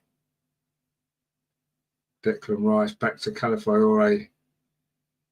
Now it's with Thomas Partey. Skips around a couple of challenges. Declan Rice on this near side. Now it's back with Calafiore. Declan Rice again. Thomas Partey. Also keeping the ball well here, actually. Oh, hang on. What's gone here? My stream's just gone funny. Greg says, problem is all the black and white in Newcastle. At least we've got. No, that's true. Yeah, you're right. Actually, everything is black and white up here, and grey with the weather. But anyway, it's still nice and beautiful, and I do love the coast and that we've got here. It's fantastic. Anyway, another throw to Arsenal. All we've done is it's a bit like rugby here. We're just getting throws and moving further up the pitch. And Calafiore is now going to take this throw on this near side. You have to be honest. I mean, Calafiore is probably the best looking Arsenal player since Olivier Giroud, isn't he? Let's be honest. He probably is. Trossard's been wrestled to the floor on this near side. And it's another throw to Arsenal. We must have had 10 throw-ins in this game now since the start of the second half. Declan Rice gets it back from Calafiore. Plays it into... Actually, we've seen this bit before, haven't we? Oh, no. I can say, look, we've seen this bit before. It's the same passage of play because it's all we do. Declan Rice now on his near side finds Thomas Partey. Touches it off to Trossard. Thomas Partey gets it back. And it's another throw to Arsenal. This is all rather boring, isn't it? We've played 6 minutes of the second half now. At least the ball's in the Wolves half of the pitch. And while it's up this end, of course, it means Wolves can't score. So we'll see. Shane says, is Arsenal the most disliked club in England? Other teams, fans, pundits, form. But it probably is, yeah. But we don't care about that, do we? There's a free kick now. Gabriel has been brought down. And it is going to be a free kick to Arsenal.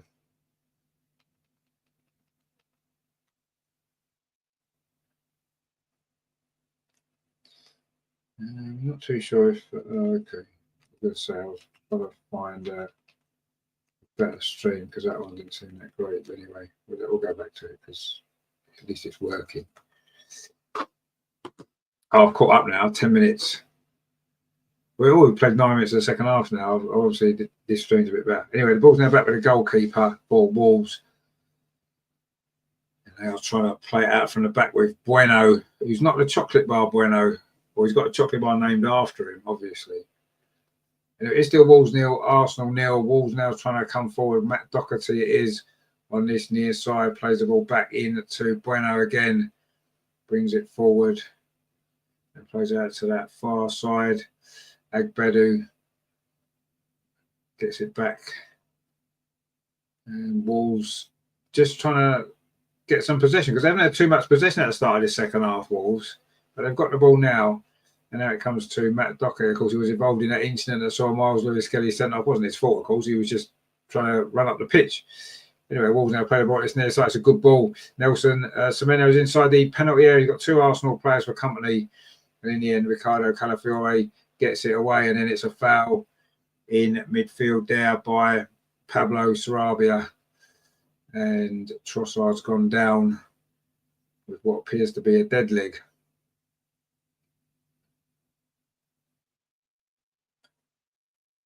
Arsenal nil, well, Wolves nil, Arsenal nil. 10 minutes played of the second half.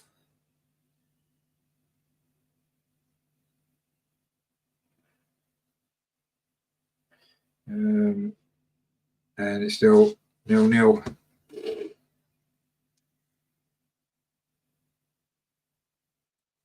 Ball now back with the Wolves goalkeeper.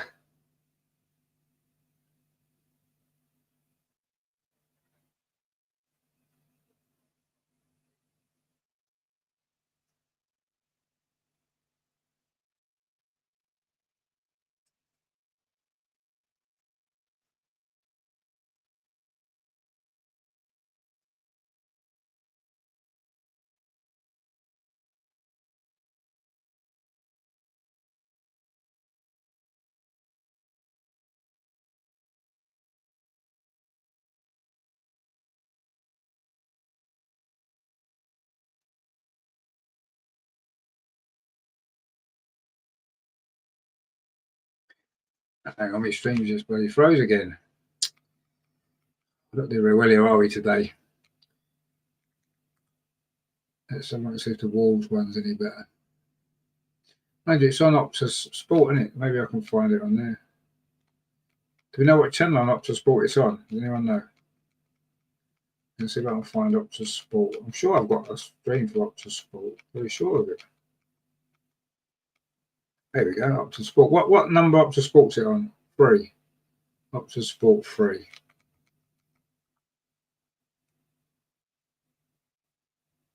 See if it's any better directly from them. Who knows? It's saying it's not playing it back. Oh, now we've got it here. Here we go. Good stuff. You know, we've played nearly an hour. Barney says, how are you watching? Well, that's a very good question. It's took me a long time to find a way to watch it, but I am watching it anyway, which is good news. You know, that cross comes into the box, the goalkeeper punches it clear, only as far as Timber over on that far side. Mark C says, Timber puts one hand on Agabadu, he flops down, it's a foul. That's such a lame call, it's unbelievable. El Loco says, can't remember the last time we won a game with 10 men, just doesn't happen under our team. Well, it's never happened under our team, was it? I don't think. Greg says, only good thing is Forest getting stuffed. Yeah, but Forest aren't going to win the league, are they? Anyway, let's be honest. What is the score, actually, the Forest? They were, oh, bloody hell, they're losing 3-0. Tell you what, Bournemouth, they are playing some football this season, aren't they? Bournemouth are just unbelievable. Really, really good side. You know, they've beaten Arsenal, they've beaten Man City, they've now beaten Nottingham Forest. Didn't they win 3-0 against Man United? They're just unbelievable, aren't they? I know Man United are crap, but even so, it's, not many teams go there and win 3-0 usually, do they? So their manager is absolute quality, isn't he? If only we needed a new manager, eh? Shame we don't. Anyway, Wolves coming forward now. Shot from the edge of the box, and David Ray's made a save and grabs it at the second attempt. And that was Wang Lee Chon. Wang Hee Chon. Sorry, with that effort there for Wolves on the edge of the penalty area. Fairly comfortable save for David Raya, but William Saliba brings the ball forward for Arsenal, gets it out to that far side to Martin. In fact, he doesn't because it was cut out. Dean says Cherries are ruthless in front of goal. No, they are. They're a great side. They won, was it 4-1 at Newcastle last week? You wait till we go to Newcastle and get stuffed again. Bournemouth showing the way. And they have been brilliant this season. When an Arsenal player slips over in the centre circle, Kai Havertz it was. There was no one near him. Terry says Bournemouth only beat Arsenal. Well, obviously, yeah, everyone only beats Arsenal because of the ref. Cross comes in towards the near post. Wolves get a shot away there.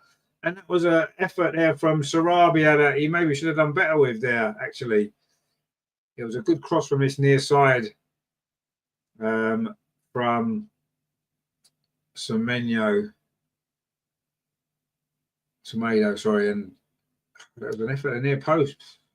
Not a bad effort, not a bad chance, that actually. But it's going to be a goal kick to Arsenal. We've played an hour. Wolves 0, 10-man Arsenal 0.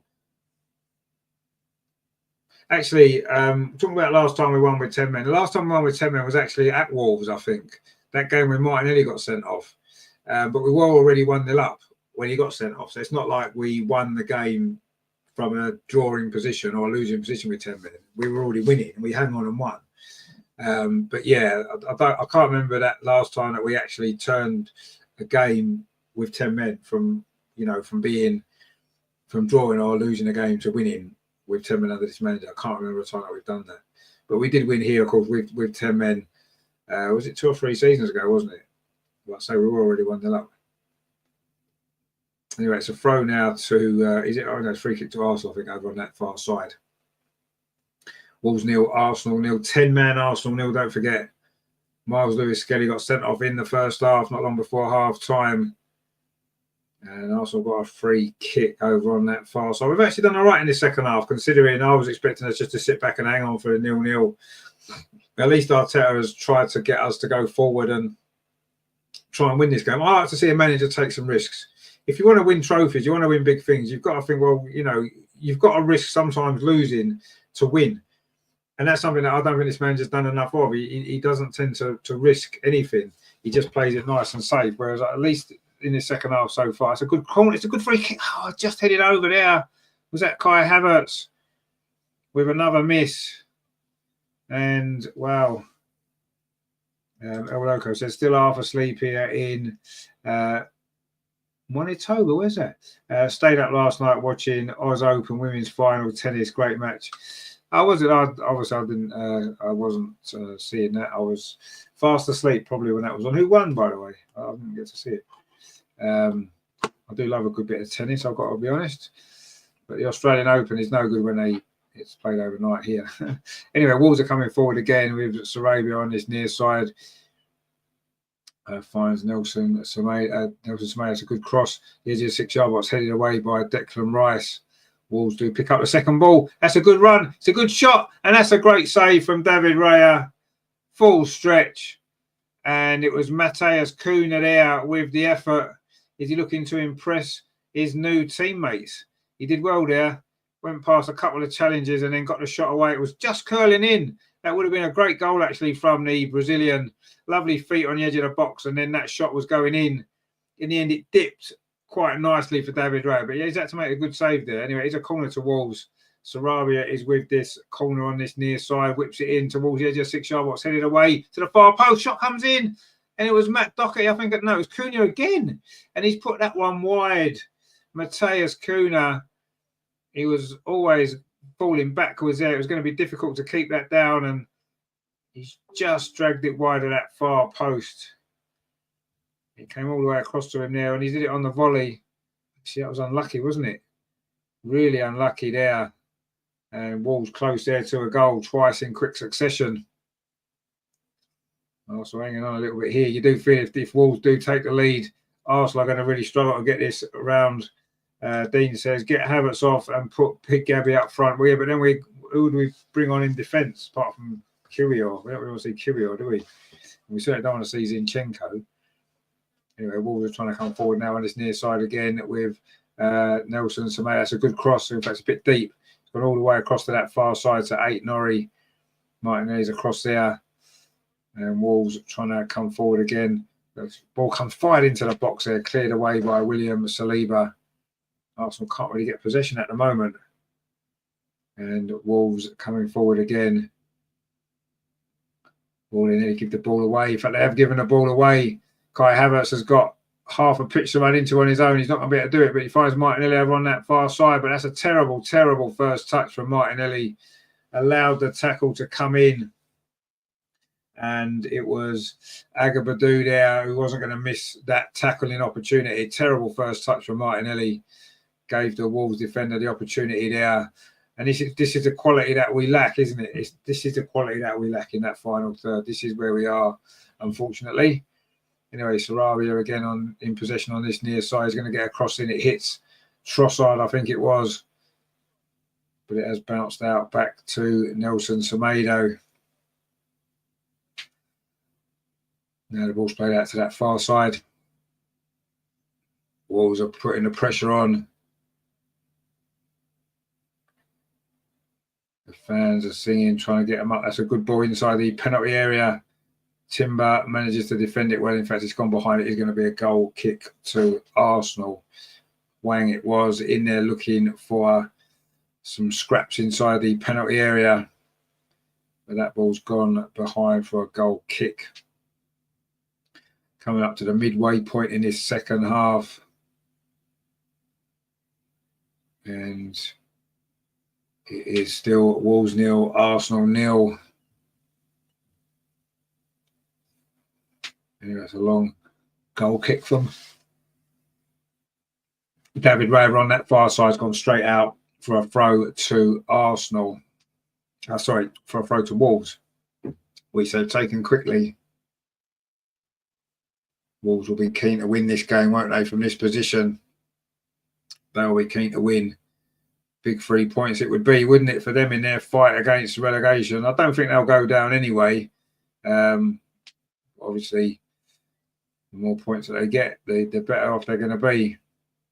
You know, Thomas Partey now coming forward.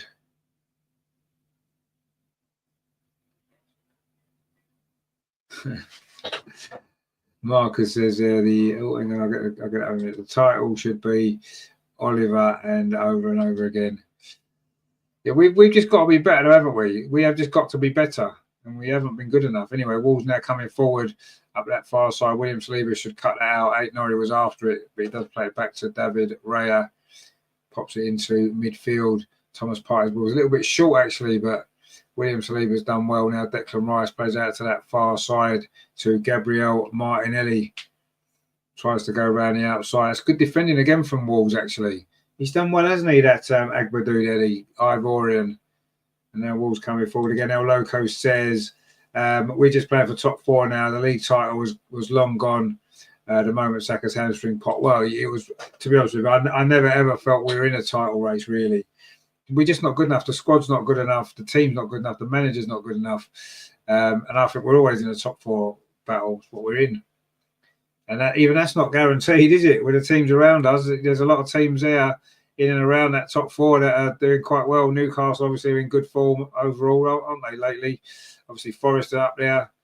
Aston Villa not far away. You know, we're trying to come forward on this near side. Trossard tries to defend that. Oh, he nearly made a mistake there, and Nelson Semenyo was almost in. But it has gone behind for a goal kick to Arsenal. 68 minutes on the clock. 0-0. Arsenal, of course, down to 10 men. Just before half-time, Miles Lewis-Skelly, a straight red. Goalkeeper David Raya there, kicks it long, slips over. Good headed win again, and now Wolves pick up possession. It's now with Nelson Semenyo on this near side. Plays it back to Bueno. The ball over on that far side. Aït-Nouri's done well. Plays it back to Matt Doherty. Chips it over the top looking for Hwang. Good header away. It falls to the edge of the box. And it's a second yellow card for Gomez. João Gomez has been sent off. I think it is João Gomez for Wolves. And their one-man advantage has disappeared. Their manager is absolutely furious. Mark C says 10v10. It is 10v10. Wolves down to 10. And it is João Gomez there. Second yellow card for him. And that is down to 10.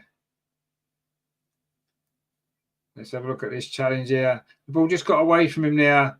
And he was very late there, wasn't he, on Yuran Timber? I don't think there's much doubt about that second yellow card.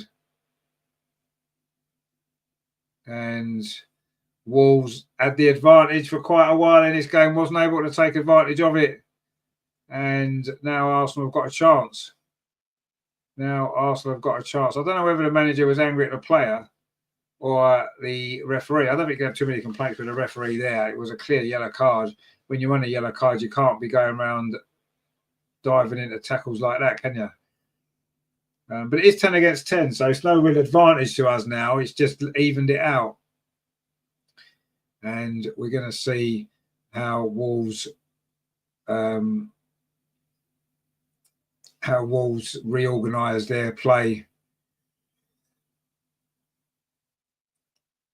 And that was a silly challenge, really. It was his first touch. The ball went away from him, and he was always stretching to try and get it, Gomez. and he was probably never going to make it, was he? And he didn't. And in the end, he's overstretched. Timber got the ball away, and he's caught him. And it is now 10 versus 10. And I'm sure Arsenal's approach is going to change now, isn't it? We've still got 19 minutes to play.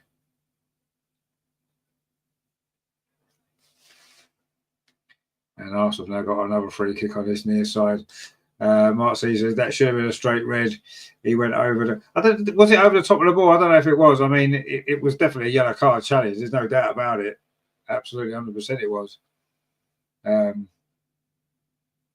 Maybe let's see another replay of it. Anyway, it's a red card regardless. Wolves are down to 10. And Declan Rice's cross to the far post has gone out of play. Must have got a deflection, is it? Because it's a corner to Arsenal. Grat says, now we have to take advantage of this, put on some fresh legs and go for it. Paul is 2 laps ahead. You have to gamble now. Yeah, no, exactly. You have to gamble. You're right. We do have to gamble. It's not. He stood on his ankle, hasn't he? He stood on his foot as he's got as he's cleared the ball. Is that a straight red? I don't know. I mean, we're almost getting to the point now where you're not going to be able to tackle anyone in football. It's definitely a yellow card. Absolutely, 100% a yellow card. You know, when a corner comes in and it's headed out rather than away, and then Calafiori's header is going to fall to the Wolves goalkeeper Jose Sarr. We're not going to bring any fresh legs on because we don't have any fresh legs in attack, do we? Because we took our only creative player off at half time because Mikel Arteta didn't want to win the game when we had 10 against 11. He was quite happy just to settle for a draw. So we took our only creative player off. So we've got no fresh legs on the bench, have we? Raheem Sterling, yay, he's going to come on and do it, isn't he? That's the problem we've got. You know, if he'd been a little bit more ambitious still, and kept a creative player on, maybe took off, I don't know, Kai Havertz or someone like that, then at least it would have given us a chance. Now, you never know what's going to happen in a game, do you? You never know what's going to happen in a game. Anyway, it's a free kick inside the centre circle. And Kuna and Matheus Kuna and William Saliba had a little bit of an argument there. El Loco says, we've got fresh legs on the bench. Yeah, Nathan, he is, yeah. Anyway, also I'll come forward over on that far side. Martinelli cuts in field. What's the cross like? It's not bad. It's headed out. Comes down to Calafiori. Oh, and it's gone in. And Calafiori popped up with a big goal again for Arsenal. And it's strange, isn't it? We couldn't even try and win the game when it was 11 against 10. Now it's 10 against 10. We've got the goal. It was well taken. Wolves will be regretting their opportunities that they had when they had the man advantage. They've now had a player sent off and now they're losing this game. And Ricardo Calafiori, a very similar goal to the one he got against Man City, wasn't it? The cross that came in there from that far side, Arsenal's right from Gabriel Martinelli, it was headed out and it was a first time left foot shot across the keeper and it's gone in and Arsenal have got the lead. Well, actually, Kai Havertz might have been in an offside position there, actually. He's got away with that there because he's right in front of the goalkeeper. If he's offside, we've got away with that there because, I mean, surely that'll be interfering with play anyway. The goal's been given. It is 1-0. And, wow.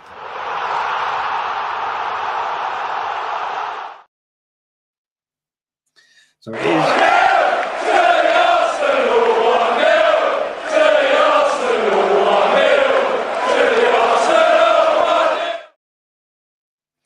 Wolves have made a change. Bellegarde has come on.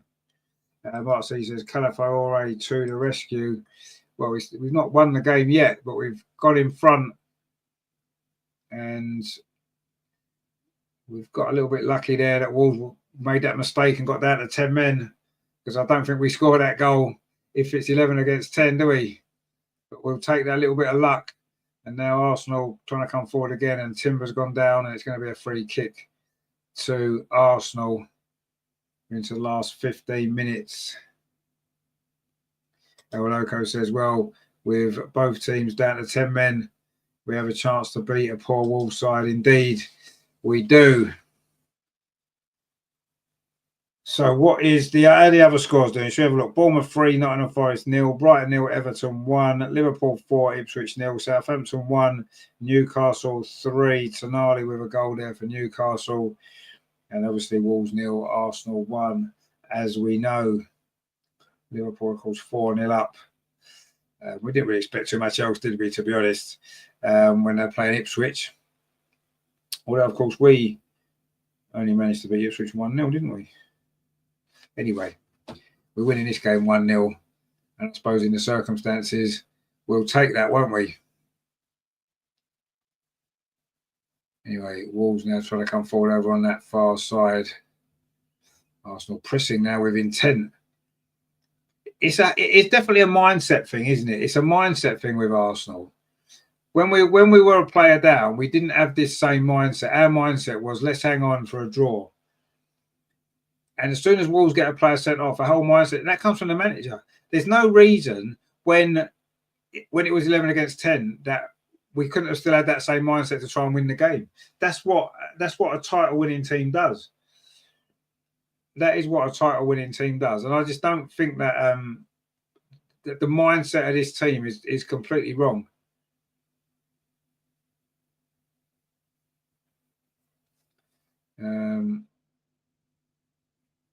Anyway, we've got the lead, and we've got slightly fortunate. Anyway, Timber's been in the wars a bit in this game. If you pulled your socks up, mate, and wore proper shin pads, you wouldn't get injured. Anyway, it's a throw to Wolves over on that far side. We've got 13 minutes of normal time. There's going to be a massive chunk of stoppage time in this game. There doesn't seem to have been much flow to it at all. It's been free kick after free kick, set piece after set piece, no real flow, no pattern. There's been another red card in this second half, and yeah, it's just been a very, very difficult game to watch. But if Arsenal come away with 3 points, I suppose we'll take that as a result, seeing as we've played with 10 men for quite a large chunk of it. Anyway, we are coming forward to get over on that far side. Timber's all right there, funnily enough. He was injured 2 seconds ago. Thomas Partey now finds at Timber over on that far side. El Loco says, I bet Kuna can't wait to walk away from this Wolves side. They're really poor. They're not great, are they? To be fair, though, their new manager's only just come in. He's not going to get all his ideas across straight away, is he? It's going to take time. But yeah, they look a bit of a mess, don't they? Let's be honest. They are in big trouble, Wolves. I think they'll stay up. But they are in a bit of a mess. I thought defensively they've done quite well today, but yeah, they're not a great side at all, are they? Wolves have always been, since they got promoted to the Premier League, they've always been a competitive side, haven't they? But this season, not so much. But I say, who knows? They've got this new manager, Victor Pereira's come in, and let's see if he's given the time. Then I'm sure he'll do a decent enough job anyway. Hwang now for Wolves. Matheus Cunha did pretty well actually there in a tight space. He's a good player, Cunha. We mentioned at the top of the show, didn't we? Is he the player Arsenal need? Well, I think he'll improve us for what we've got at the minute in that attacking area, definitely. But obviously, if you want to win league titles, you need better and more. But we're not going to suddenly buy 3 or 4 attacking players in January, are we? So if we can get Matheus Cunha, it'll be a good result because he is a good player. Maybe he doesn't quite score enough goals, though, does he, really? Anyway, Matt Doherty now. Wolves certainly haven't given this up. Have they got the quality, though, to find an equaliser in this game and wipe out the good work that Arsenal have had to do to take the lead? As a long ball chipped over the top. Wasn't a good header actually away there by William Saliba. Comes to Matheus Cunha. Now it's with Hwang over on that far side. Touches it back to Ait-Nouri. And Wolves have actually got some half-decent players, haven't they? They have got some half-decent players. Obviously Cunha's a good player. Hwang's a good player. I think Ait-Nouri's a good player. Anyway, Wolves now coming forward again, trying to find a goal. Matt Doherty tries to roll that ball through. It's a terrible ball, actually. And Arsenal can clear that away. And that's good defending by Wolves. It's going to fall to Declan Rice. Arsenal not committing too many players forward. Again, that was a poor touch. and Wolves step in to win the tackle. Again, it was Agbadu, actually. He's done pretty well at the back for Wolves. I quite liked him. He's a solid defender. He's made some good interceptions, some good tackles. He's on the ball again now, the Ivorian. We've known like Emmanuel. He'd be well suited to Arsenal, wouldn't he? Because we've had a few players called Emmanuel over the years, haven't we? Emmanuel Petit, Emmanuel Eboué, Emmanuel Adebayor. He could be the latest in a long line of Emmanuel's, couldn't he, to play for Arsenal? Not that we need any more defenders, but he's a good player. Anyway, Kuhn has now picked up the ball. I'm sure he'd love to score against Arsenal. He's run through there, but the ball's going to run through to David Raya. And he's going to take his time. Of course he's going to take his time. He was taking his time in the first half. El Loco says, it's a measure of how far Sterling has fallen. He can't even be called from the bench when we're short up front. Whoever decided to sign him should be fired. Well, obviously it must have been Mikel Arteta because he worked with him before, didn't he? Absolute shambles of a signing.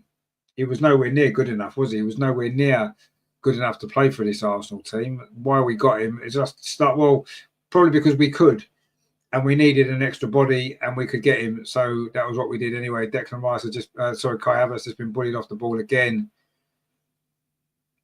And Wolves now coming forward. We're into the last 8 minutes of normal time.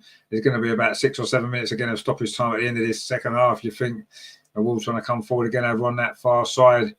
And he's going to run behind for a goal kick. He never quite had his balance there, did he?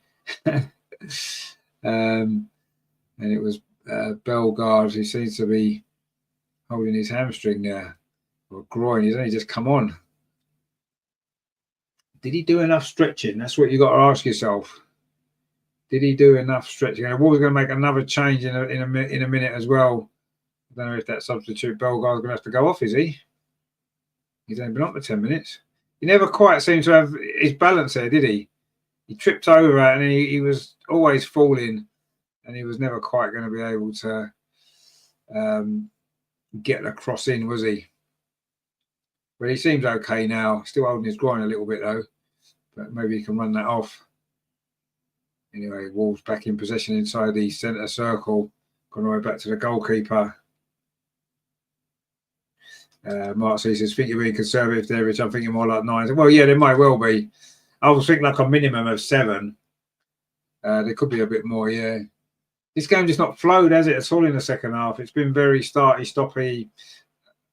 Lots of fouls, lots of hold-ups in the game. And, yeah. So, yeah, there could be 9 or 10. We'll see. Anyway, suddenly Wolves have got a space over on that far side. That's a good take. That's a good shot, and it's a good save. It was out Norrie again. He's a good player, isn't he? I know he's technically a wing-back, but he's very good going forward. Anyway, Wolves are still in possession inside the penalty area. Declan Rice steps in.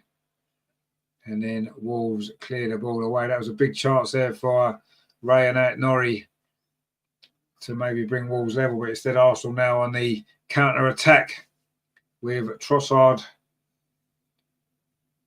Arsenal won't be in any hurry to get the ball moving forward too much, will we now?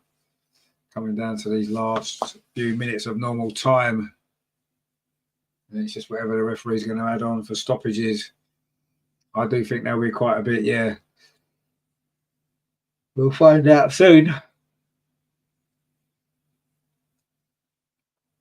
Anyway, the ball's back with Declan Rice and Arsenal just knocking it around over on that far side in front of the Arsenal fans. Of course, the away ends along the far touchline here at Molineux. Lovely ground, Molineux. We were there, of course, for the Women's Cup final last season. See Arsenal beat Chelsea. That was a great game. And it is a nice stadium. A lot of improvements over the years. I remember coming here in the 1980s and it was in a right mess. But it's a very nice ground now. Wolves, of course, one of the original Football League members, wasn't they? Great history in the game.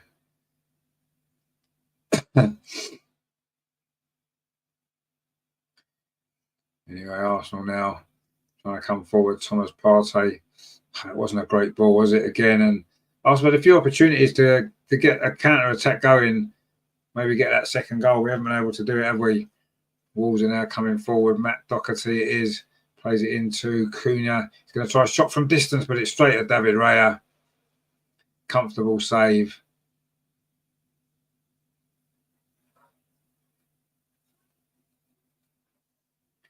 And you're not going to beat David Raya from there, are you?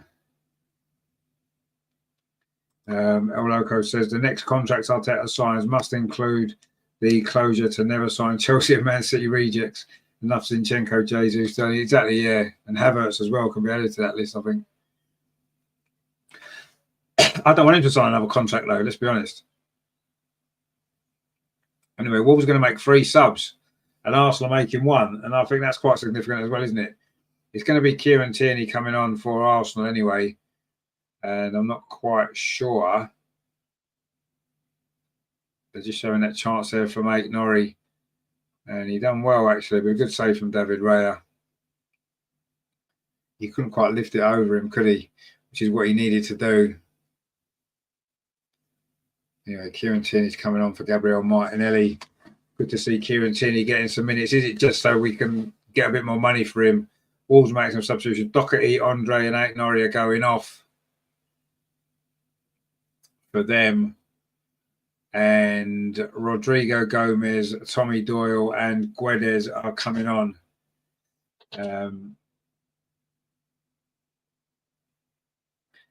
So a few fresh legs coming on for Wolves and Kieran Tierney coming on for Arsenal.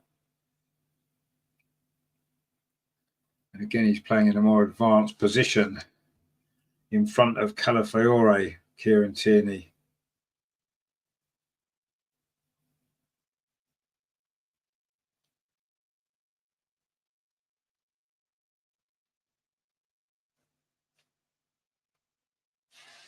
You know, Calafiore now a goal scorer. Arsenal got out of jail a little bit in this game. Wonder how much stoppage time there'll be then. There will be quite a bit. We know there's going to be quite a bit. Not quite sure exactly how much, but there is going to be quite a bit of stoppage time in this game. Kieran Tierney now whipping one of those famous crosses. It's a good ball. And Kai Havertz managed to get a little flick on the end of it, but it was not going to trouble the goalkeeper. And Wolves can come forward again, trying to look for this equaliser, which could mean a lot to them in their battle against relegation.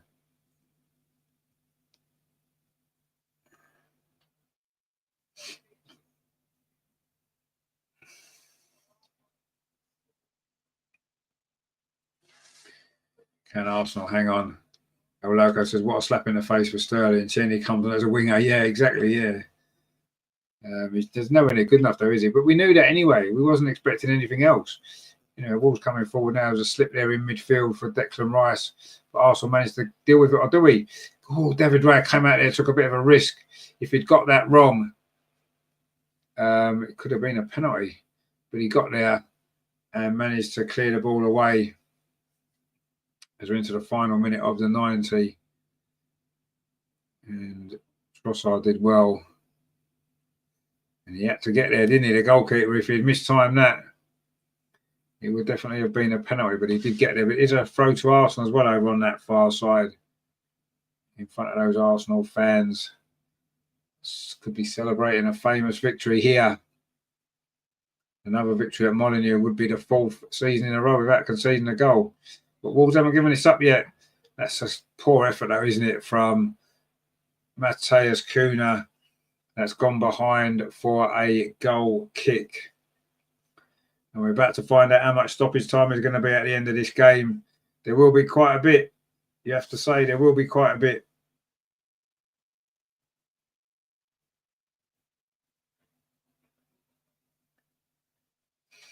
Is there enough time for Wolves to get something from this game?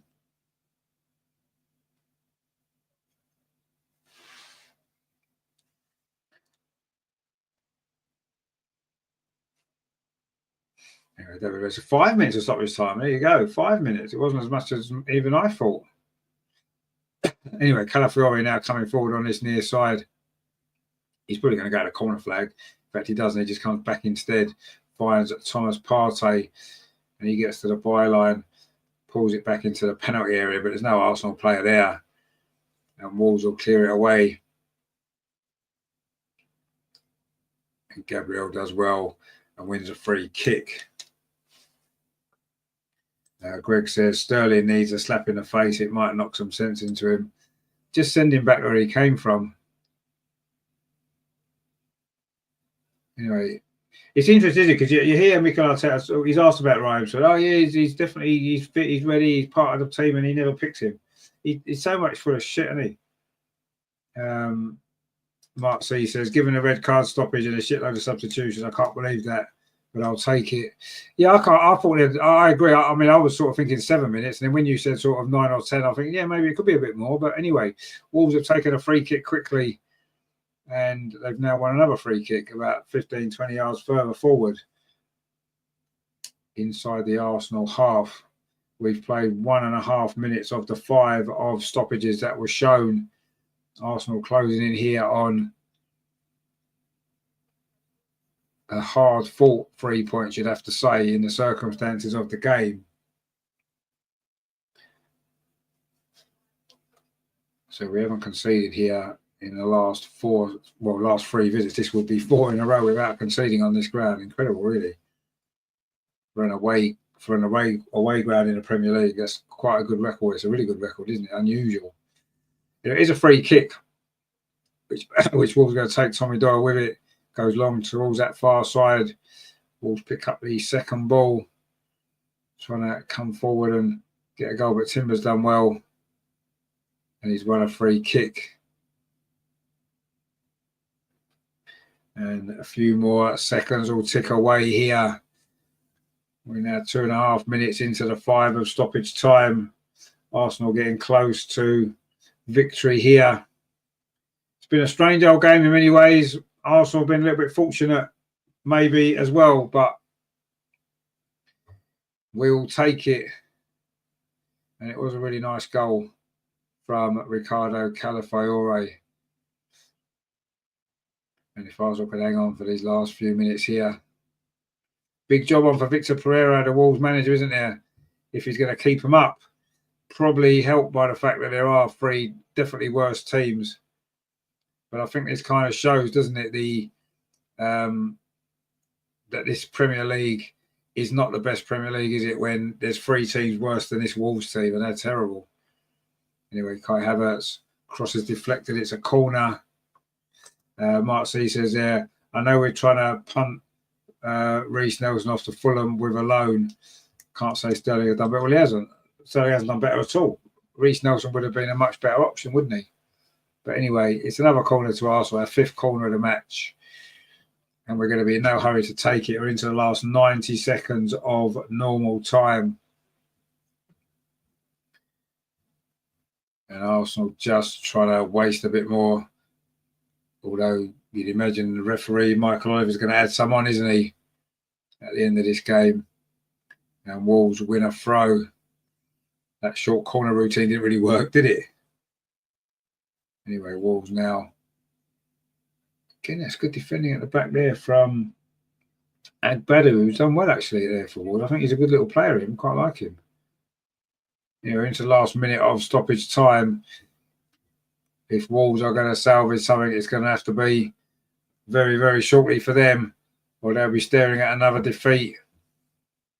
And they're trying to come forward up this near. So it wasn't a great ball. I mean, Hwang's going to chase it, but he's not going to get there.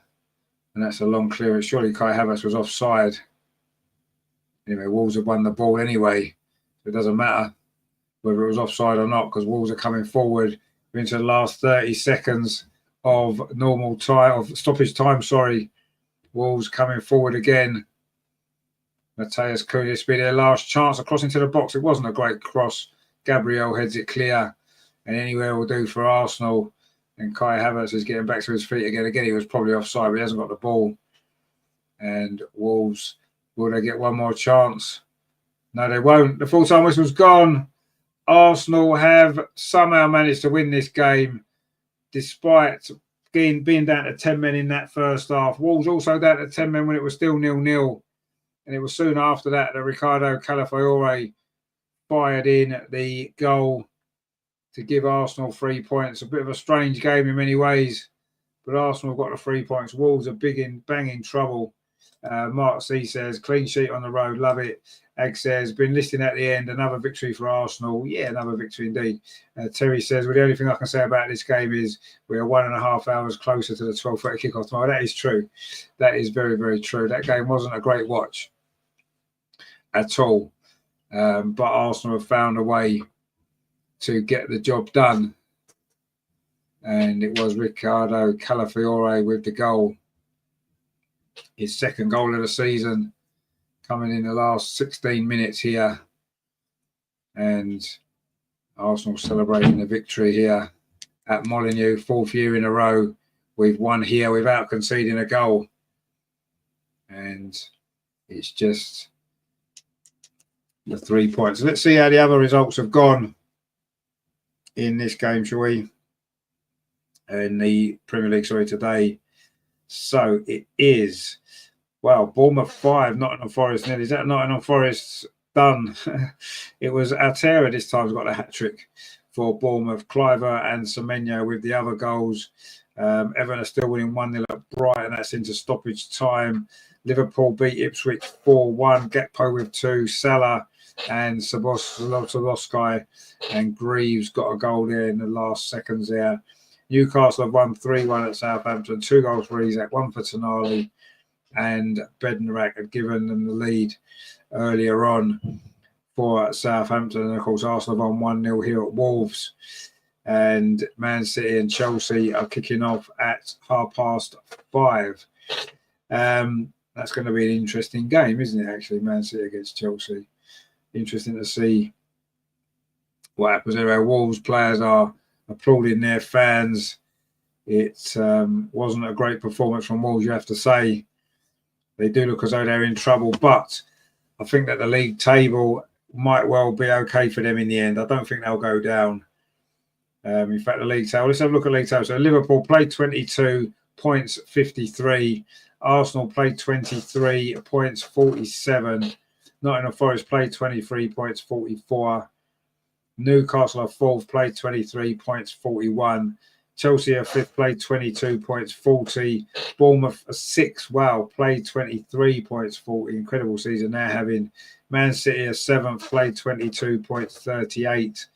A win for them against Chelsea would take them back into the top 4. And then Aston Villa, they've got 36 points from 22. Brighton have got 34 from 23. And at the bottom, Wolves are just still outside the bottom 3. They are 17th with 16 points from 23. Ipswich are also on 16 points from 23, but have got a worse goal difference. Leicester have got 14 from 22, so Wolves could drop in to the bottom 3 if Leicester can win that game in hand. And Southampton are bottom 6 points from 23. They are almost certainly going down. If everyone can hang on to this win at Brighton, then they'll be on 23 points, and you probably feel as though it's 3. It's probably only 2 from those 3, Wolves, Ipswich and Leicester, and you probably feel it is going to be Leicester and Ipswich that are going down, and Wolves should just about survive, although they're not a very good team at all, are they? We've seen that already. So that is where we stand in the table. Everton have won 1-0 at Brighton. They did hang on. That first half penalty from Ndiaye has given Everton an important 3 points, and I think that's going to make them safe. Absolutely. Terry says, to everyone in the chat, if you haven't hit the like and subscribe button, please do so, as we need to keep Richard's chin up having to watch and commentate on this rubbish. Well, I know, but we do our best, don't we? But James says 1-0 to the Arsenal. Indeed, it was 1-0 to the Arsenal, but it was very, very scrappy. And yeah, we had to battle it out. We'll take the 3 points, but another 3 points closer to getting that top 4, isn't it? Greg says we could still win the league if all the Liverpool players get the flu. Well, yeah, that's true. Wolves had 51% possession in that game, actually. Both teams had 9 shots. Wolves had 4 on target. We only had 3 completed passes. Wolves were ahead on that. Passing accuracy, Wolves were ahead on that. Oh, in fact, it was equal, sorry. Touches in the opposition box, 12 to Wolves, 20 to us. And, of course, 1 red card each. Quite an even game, wasn't it, in a sense of, you know, the statistical side of it. It was very even, wasn't it?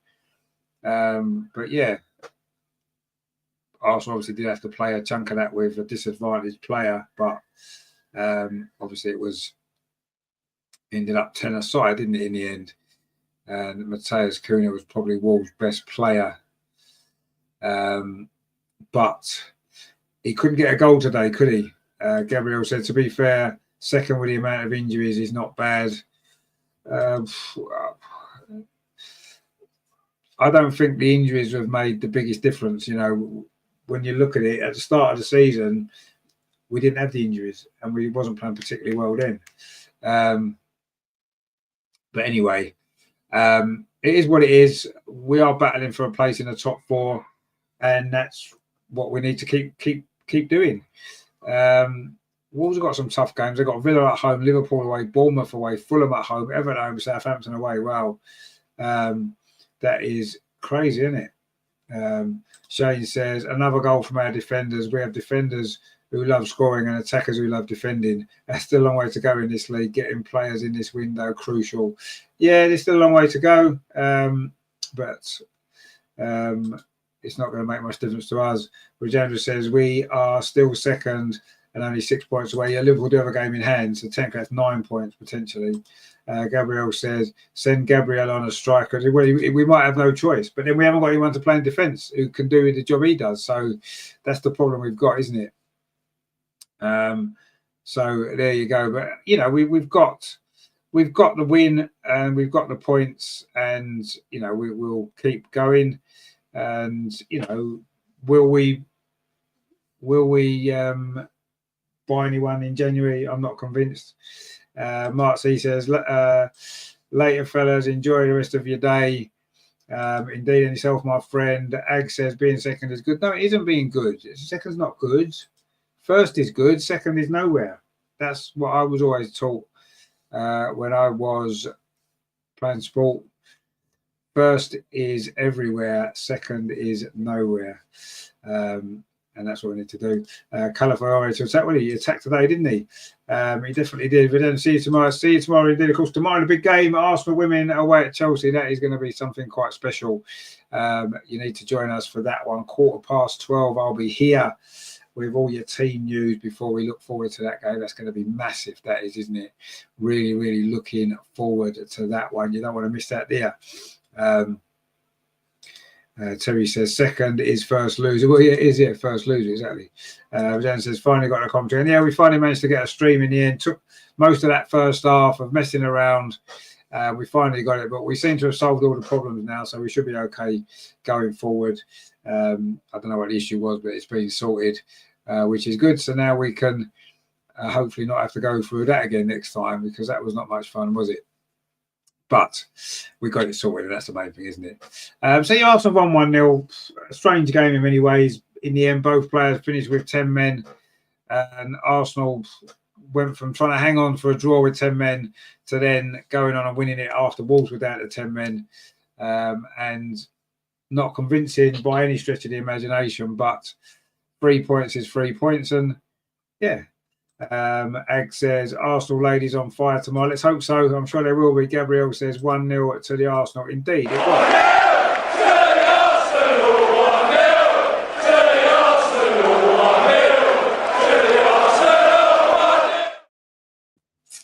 1-0 to the Arsenal, indeed, as we like it. Good stuff. So it says Michael Oliver is always against us. He needs to be investigated. Corruption of the highest order. I get panic attacks every time. Yeah, but he did send off that Wolves player as well, didn't he? So I suppose, you know, it evened itself out in the end, didn't it? And it didn't cost us anything today, did it? Greg says second is as much as this manager can achieve. He's not a winner. Absolutely right. I agree with that.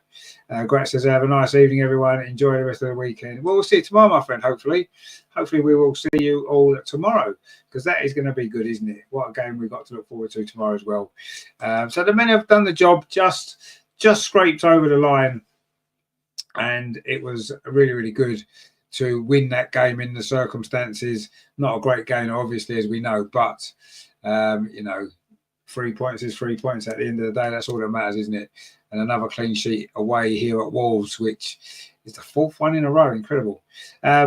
Anyway, that is that then. Well done to Ricardo Calafiore. You've got to love a good left-footed fullback, haven't you, getting forward and scoring a goal. We loved that. That was great. Terry says, "Got enjoy cleaning your Grundies. What Grundies? What Grundies?" Gabriel says, "How did Jonas achieve more trophies than Arteta? Because he's a better manager." Sola says, "This Bulls needs to spend and stop being stingy and bring in a top striker." They don't care about it. They're not bothered about that. The owners, they don't care about the club. They don't care about winning things. They're not bothered. So yeah, that's the way it is. Gabriel says, "See you, yeah, see you, my friend. Good to see you again. Don't forget tomorrow the massive game at the Stamford Bridge. Chelsea women against Arsenal, the top two in the WSL going head to head. And if Arsenal win that game 1-0, we'll be very excited, won't we?" Greg says, "What a manager. We win with 10 men. He deserves a pay rise." Exactly, yeah. We've never done it, but you can't score with 10 men. Only you left the opposition down to 10 men as well, you can. Grat says, "Tomorrow I am in a bit of a pickle." Oh, yeah. My niece plays hockey against my team. Should I root for him or Dejan? Oh, see, that is a bit of a dilemma, isn't it? I agree with you. I don't know. Family's family, isn't it? You should want your family to do well, shouldn't you? I suppose. But yeah, that's a tough one, isn't it? That is a tough one. Oh, I don't know really. Yeah, I think family first, eh? Support your niece's team. That's what you need to do. I think that'd be the best thing, shouldn't it? Anyway, that will be coming up tomorrow for you. The Arsenal women, that is going to be good. Sola says, "I hope our girls will put a smile on our faces tomorrow." Yeah, I'm sure they will. I'm pretty confident that we can win that game. Won't be easy, but I think Renee knows what she's doing. And yeah, I expect us to get a good result there and win the game. And hopefully we will. And that'll make a good end to the weekend, won't it? Of course, because that game's quite early on Sunday, what it means is that, we can win that game and then we can enjoy the rest of our Sunday, can't we? Enjoy the rest of our weekend. Grot says, "Yeah, it's a youth team, so of course he will have my support." Absolutely, yeah, of course. You've got to support your family, haven't you? Of course. So anyway, Arsenal won 1-0 against Wolves. That was good, wasn't it? 10 men. It was 10-a-side in the end, wasn't it? A 10-a-side game, and Arsenal got the goal. Calafiore with it. We keep the pressure on Liverpool, and we give ourselves a much better chance of getting that top 4 position as well, pulling away from some of those teams. Nottingham Forest lost. Oh, excuse me. Nottingham Forest lost. So that's given us 3 points advantage on them. We are now 3 points above them, of course. Greg says, "Best way out of it is don't go and watch the ladies." Yeah, but I mean, family's family, isn't it? I suppose. Grat says they're looking forward to the women's team tomorrow. Have a good feeling. 6-2, isn't 6-2? I can't see it being 6-2. We'll take a 1-0 again, won't we, tomorrow, actually? But I think I went 2-1, didn't I, on the show last night? So I'm going to stick to that.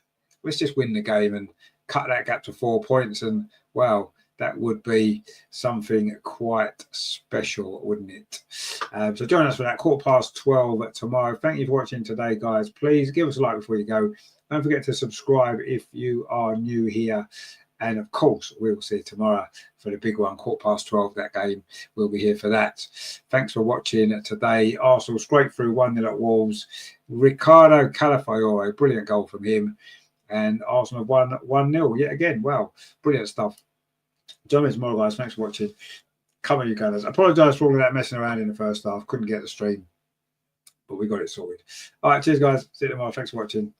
Take it easy. Enjoy the rest of your Saturday.